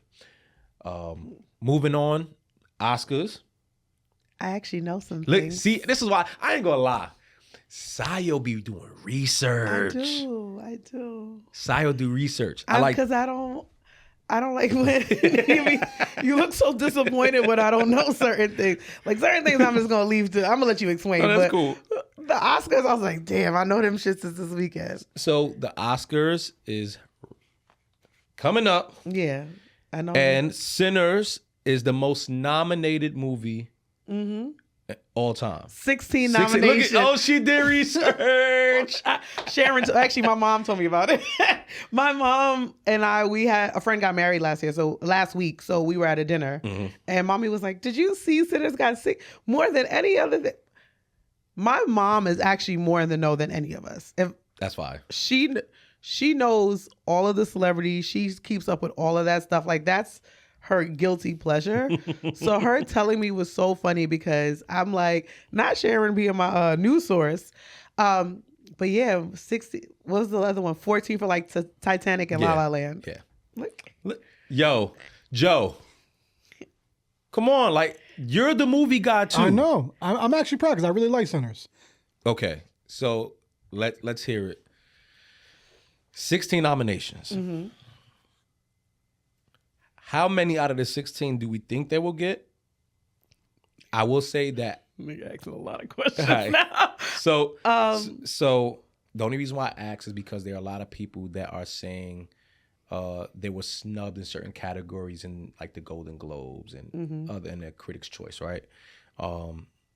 First off, Michael B. Jordan's first nomination Is best in the actor. Oscar as best actor. First off, that was as someone at a certain point that did not think he was the greatest of actors, and today think that he's really good. I'm so glad to see him get that shine. And then also people don't give him enough credit for some of the things he's doing behind the scenes, not just on screen, but just some of the moves he's making that's putting him in a position to be like one of the power plays in the game. So I'm happy for him with that. That nigga played 2 people.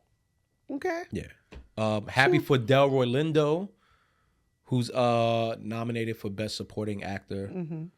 I loved him in almost everything he's been in. First movie I think I seen him was Crooklyn, and I loved him in that movie. So I'm happy for him. I'm happy for everybody that's a part of the movie. Miles Canton, Best Original Song. I really would like for him to win that because I think his voice is amazing. Very unique voice. And the first time I got familiar with him was he was doing background singing for her.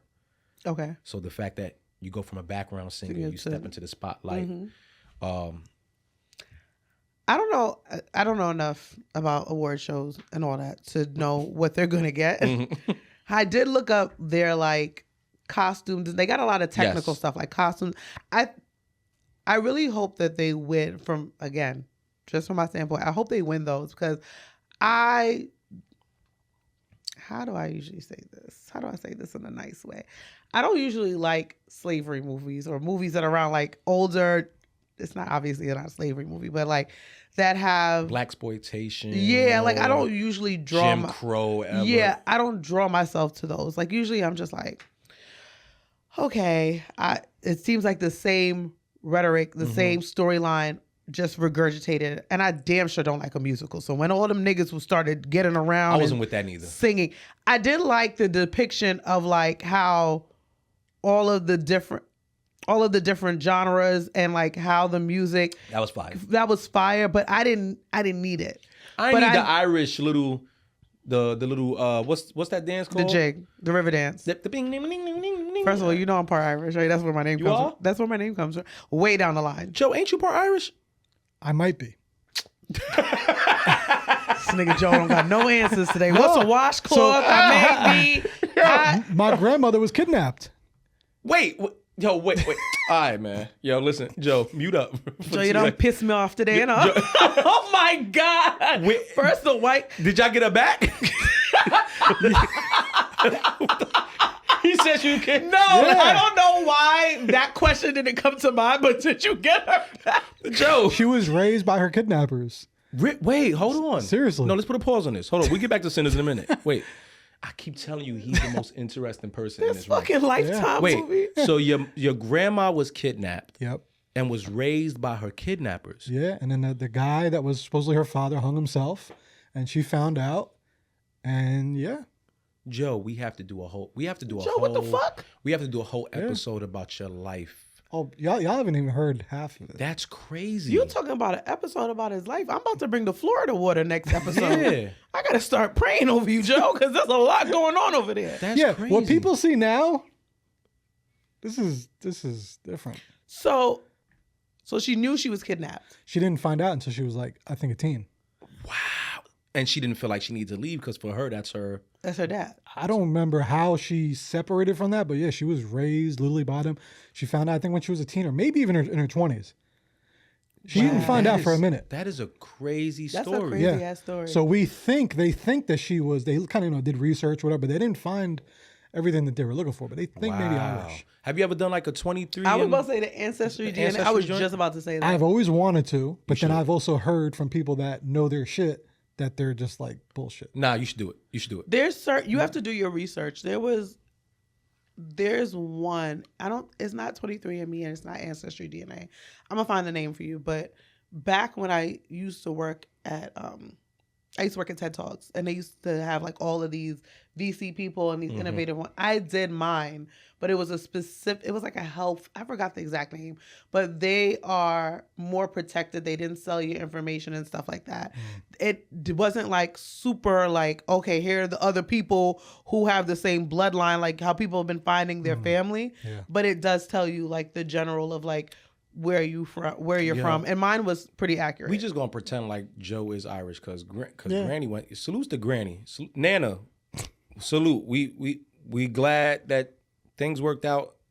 I mean, what are you trying to say? Never mind. Back to sinners. Back to the Oscars. Actually trying to fucking say? Back to the Oscars. Irish people. Yeah. Irish River Dance. That's what. Irish River Dance. I'm looking forward to the Oscars. First off, this is the first year where. This is the first year where I really feel like I really paid attention enough to have a real like opinion, and be really like personally invested. Oh, really? But you said you like really like award shows and stuff. Yeah, but I got the free Fire Stick, so I'll be. Oh, I haven't had one of those in a minute. Be seeing shit, so now I just be home watching. Damn, they still unlocking them? I didn't know. I had you. So I'll be watching and. I'm watching all these movies and then they're really good movies. There's some really good movies out. And you know those years where you see movies win and you be like, I ain't never see that. Who the fuck is that? Mm-hmm. Yeah, there was a bunch of movies that I didn't see. I understand why some movies win, especially in urban culture. Mm-hmm. For us, we'll look at Sinners like the urban representation, like the movie that we should support. Of course, can't nothing be better than this. This is such relatable to us, right?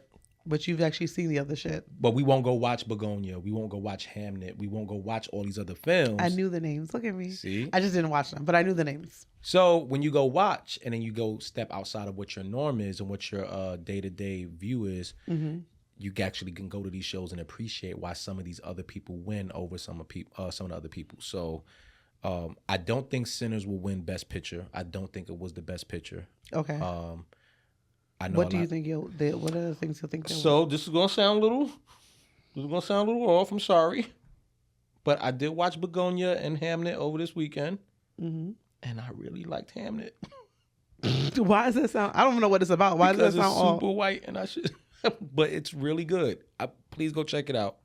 I'll add that to my list. I liked it.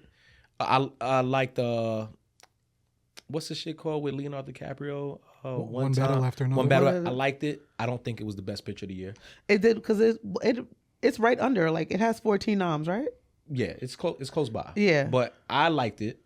Do I think Tiana Taylor should get Best Supporting Actress?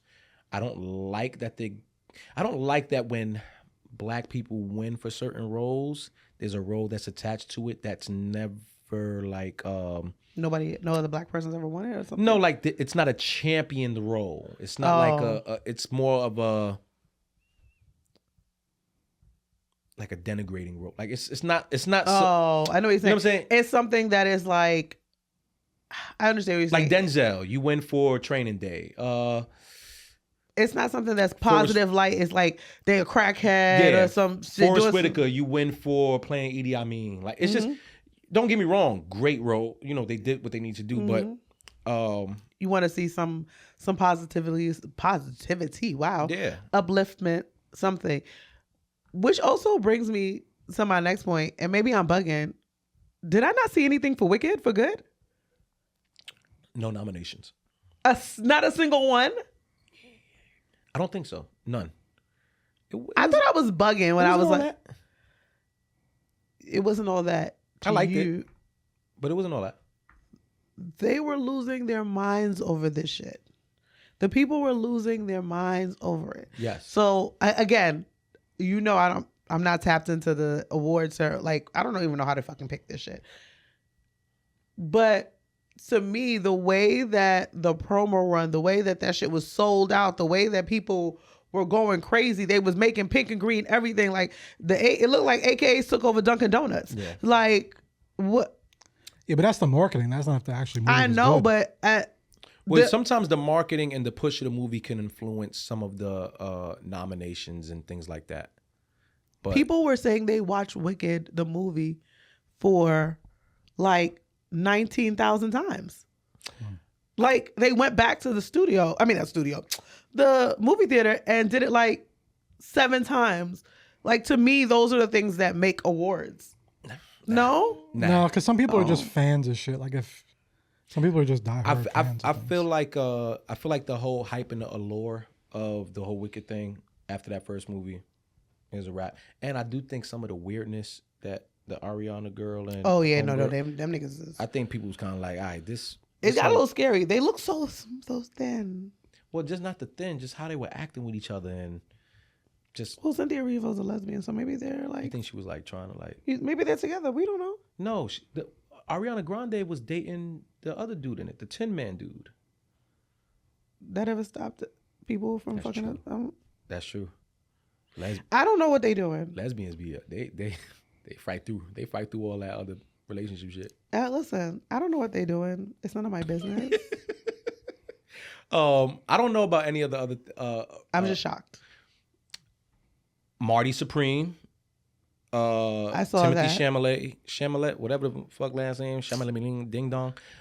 He's nominated Best Actor. I do think he will win. I really enjoyed him and Marty Supreme.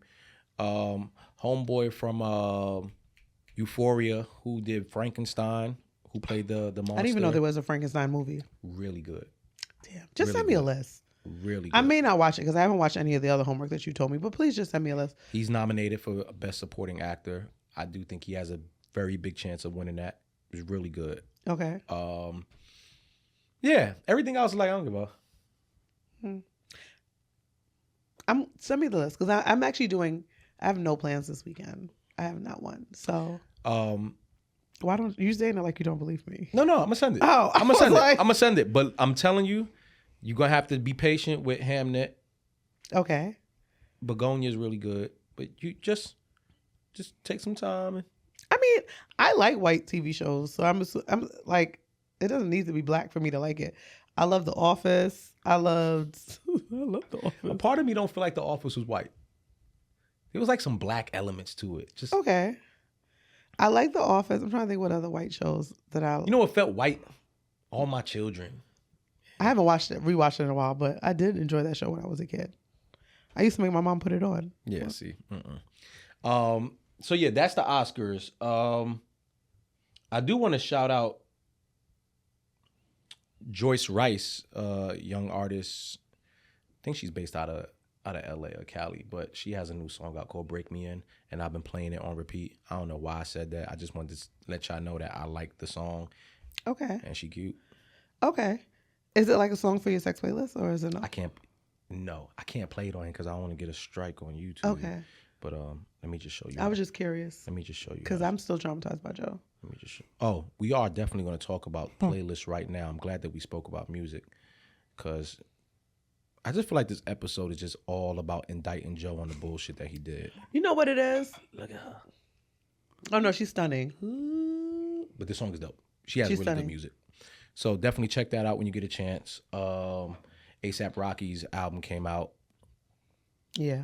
I didn't listen yet. I don't have an opinion. We talked about it last week a little bit. Did you remember? Yeah. You don't remember. It's okay. Yeah. I was more enthused by some of the other stuff that you guys talked about. Like sex playlists. Joe. Yeah, let's get back to this show. I feel like this episode is really dedicated to just fixing a few things with you. I created a playlist. I saw a solid playlist. And I added. Sure. I only had 15 songs in it. I extended it to 30.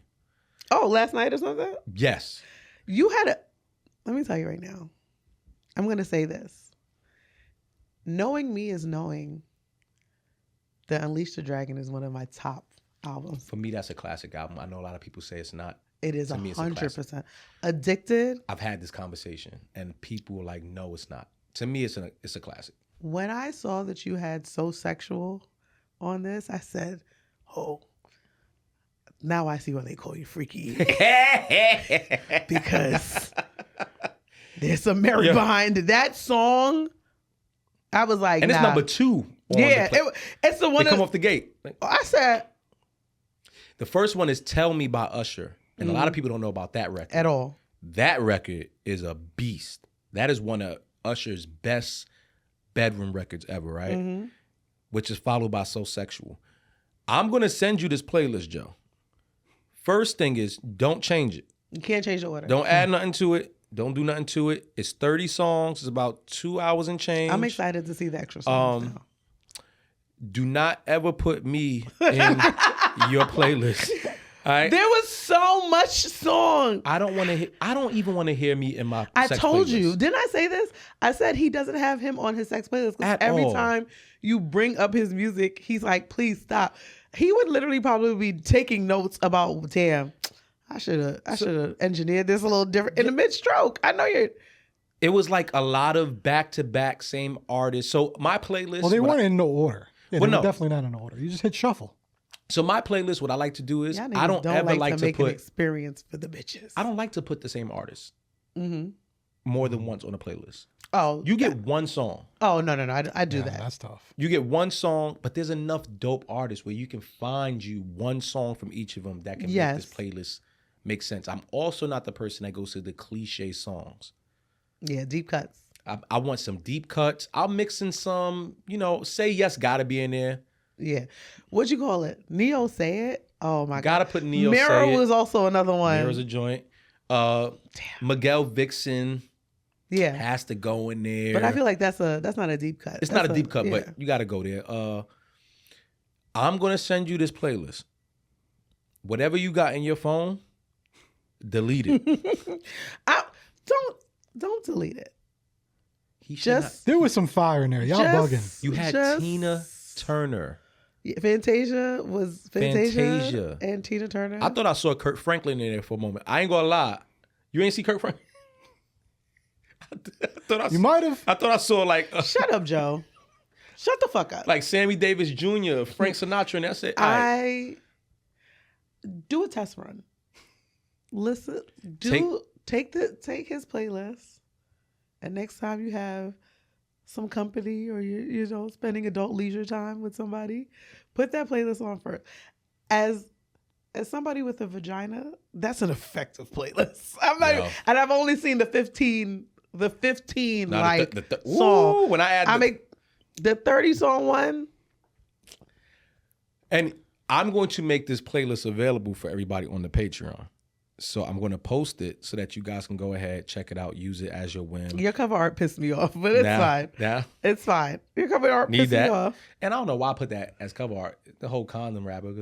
It makes sex great again. Yeah. I'm too angry at the Trump niggas to see that cover art and associate it with sex. But it's such a misrepresentation. Like, I know. I ain't use no condom. We promote safe sex here. Oh, no, we do. With niggas you shouldn't be fucking. But Honestly. I shouldn't be anyways. fucking none of them. So, Joe, I'm going to send you this playlist. Please put it to good use, preferably with someone that is not of Hispanic descent. I'm about to say somebody who can understand the words of the song. Yes. And, No, see, when I'm with her, I was playing Romeo all day. Mm. Yeah, it was Romeo all day. you can't code switch on the pussy. You can't. Why You not? can't code switch. You got to stay you. Don't. You gotta stay. Yeah, stay you. Don't flip flop between what your personal taste is just for the pussy. Like, Oh no, I love me some Romeo. See, I love I love all music. And we were talking before, we were in our group chat, we were talking about how long we should be doing foreplay and shit. see, that's the other thing too. Yeah, See, that music is really for the adjust foreplay. myself. Joe Yeah. had a playlist That was really for of foreplay. almost 100-something songs. First off, let's just keep it a stat. Most people ain't getting to song 20 on a sex playlist. Like Joe said, and I quote, I need at least 2 hours of foreplay. That nigga tongue is stressed. I'm fucking leaving. I'm leaving. And this is Joe. Shout out to you bitches. Shout out to you bitches who can stay for 2 hours. After 20 minutes. Yeah, what are we talking about? Why are we not fucking? And I'm gonna keep it a stack. Why are we fucking? Yeah, but you can't have foreplay after you fuck. Huh? You can't have foreplay after you fuck. You know foreplay. That's not foreplay. After, first of all, foreplay is literally before. The 4 is there for a reason. Words means things. Second of all, yes, because after sex is when we're supposed to be delusional. We be laid up in each other's arms, talking about naming our kids that we never gonna have because we probably gonna block each other in 3 days. Fact. Like, I love the music.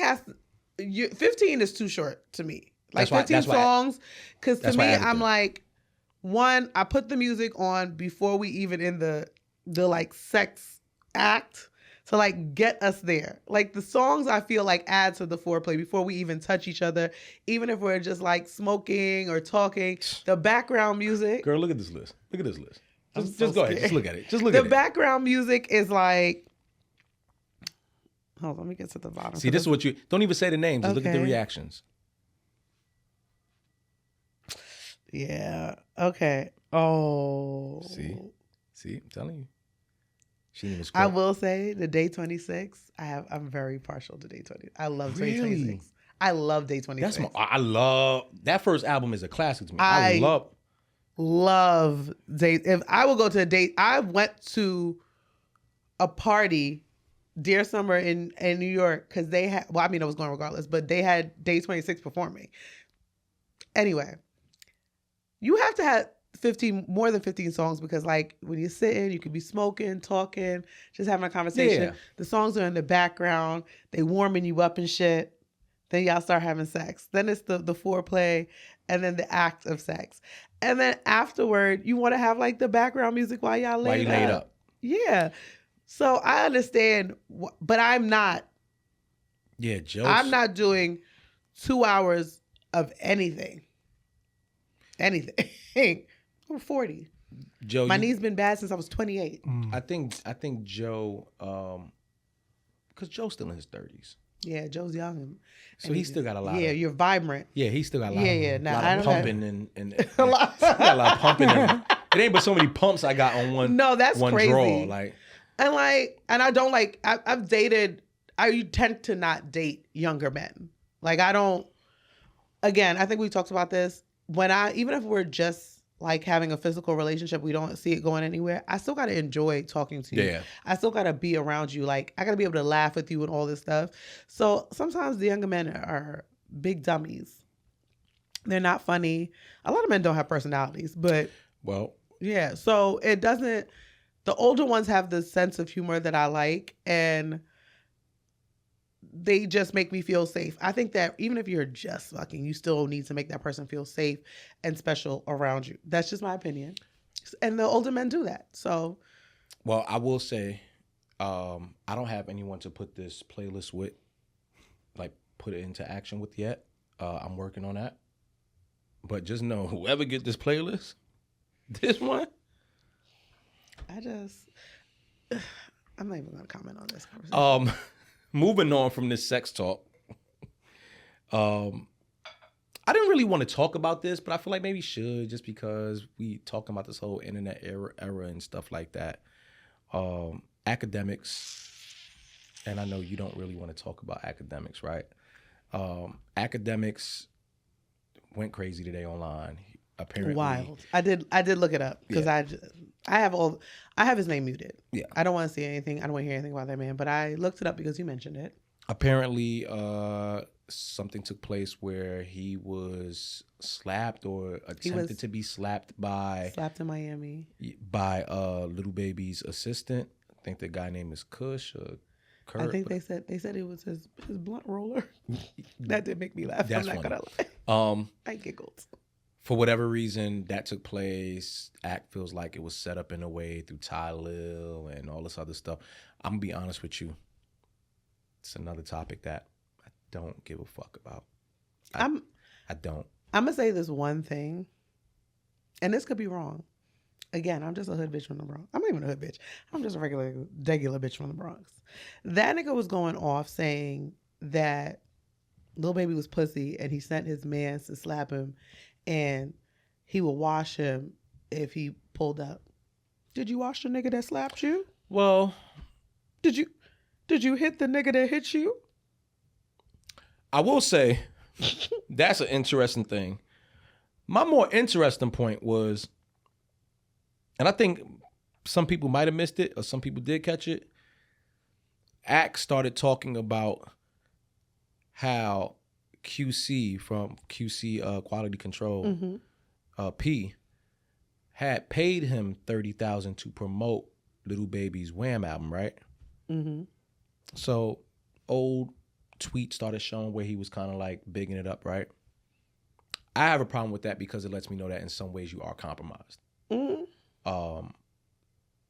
That's the only thing I got from this. I didn't care about the slap. I didn't care about whether they would fight or not, who's tougher, who's not tougher. I don't care. I think at this point, Akademiks has shown that he'll go back and forth with anybody about anything, and he's already supplied himself with enough comfortability to do so. But I took some bread to front like I like some shit, that rubs me the wrong way. And let me be very clear. I'm gonna take that bread. But I would do it to promote something I was gonna promote anyway. There we go.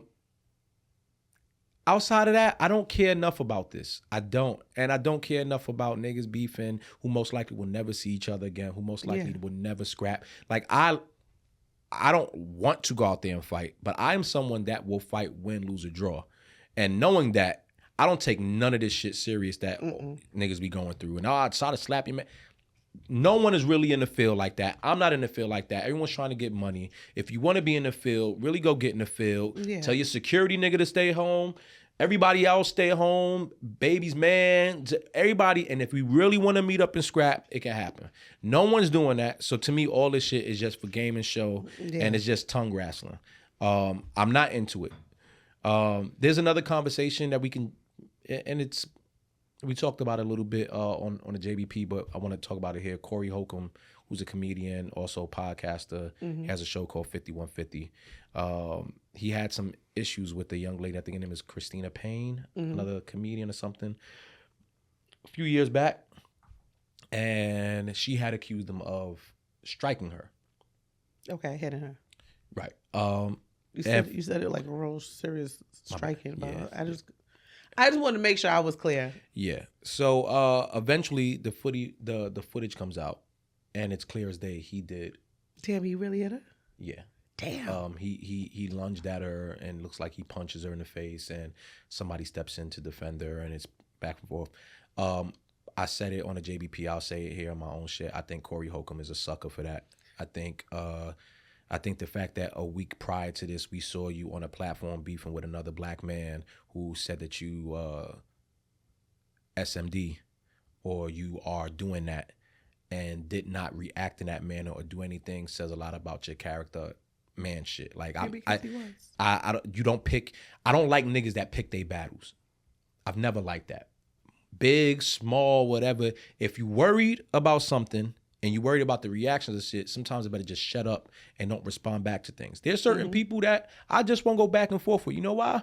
Because I just know it's not going to go the right way.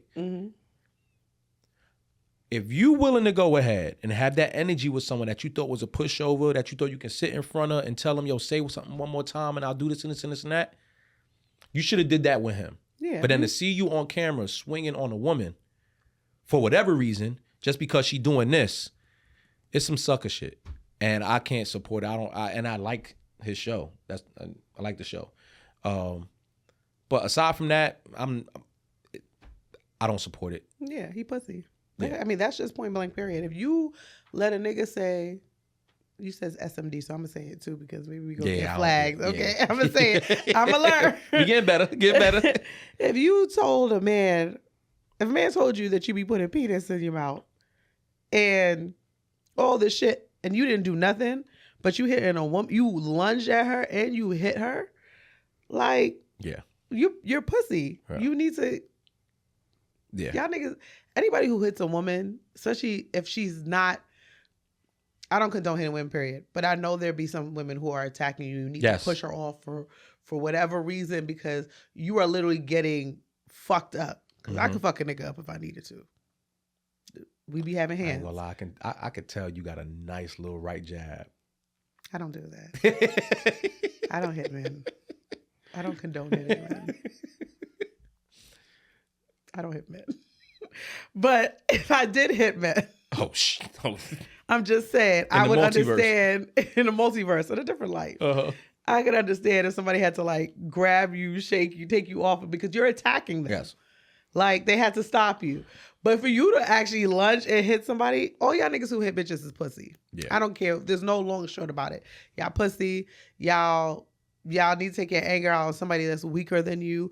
And that's a whole mental issue that y'all need to see a therapist about. And y'all actually need to like really go see the lady about that. Or get your ass beat by a nigga because you wouldn't do it to a nigga. So yeah, fuck you. On that note, I don't have anything else that we should get to. I don't have anything else either. Do we have an ISO moment this week? I don't have an ISO moment this week. I be trying to do an ISO moment, but I be saying everything I want to say when we're talking. And I be like, damn, I'm supposed to save it. Joe, you have to get an ISO moment soon. Yeah. I feel like I did one. Joe gotta go. Sio did one. Sam did one before Joe. That's crazy, bro. That's on. Wild. That was actually a great one. And that was a great one. Because y'all niggas do be lying about your height. And I don't like it at all. I want y'all to be honest. It's okay. Somebody's gonna love you. You know what we're gonna do, Joe? Next episode, we're gonna create a list of what things women lie about in order to obtain a man. Because I hate that women just get to lean on that. Like, niggas be lying at their height and their receding hairlines and then they hat fish or how much money he got. Let's talk about what y'all be lying about. How about that? I like it.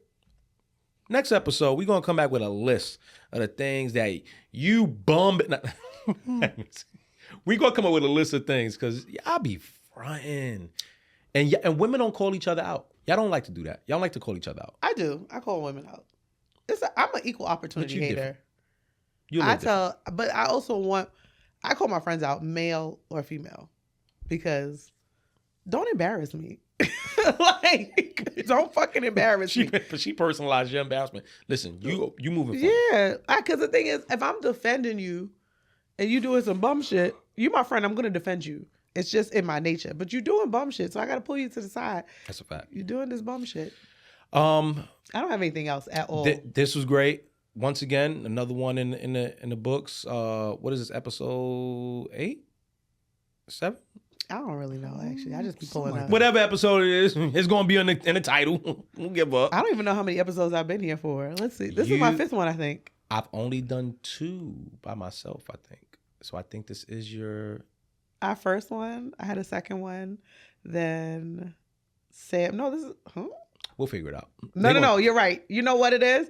I had my first one, the second one. Then we had a third one. Then Sam. So this is the 5th one. This is episode 8. It's episode 8. So I've been here 5 times. We're looking good. We striving. We building. Please subscribe to the Patreon if you're not already subscribed. Subscribe to the YouTube. We have much more content over here. I definitely want to do that conversation about Homeboy, about Robert Sylvester. Yeah, so, I haven't even got up on my seat. So we'll go ahead and come on over to that side so you can see what that conversation is going to be about. Until next time. Why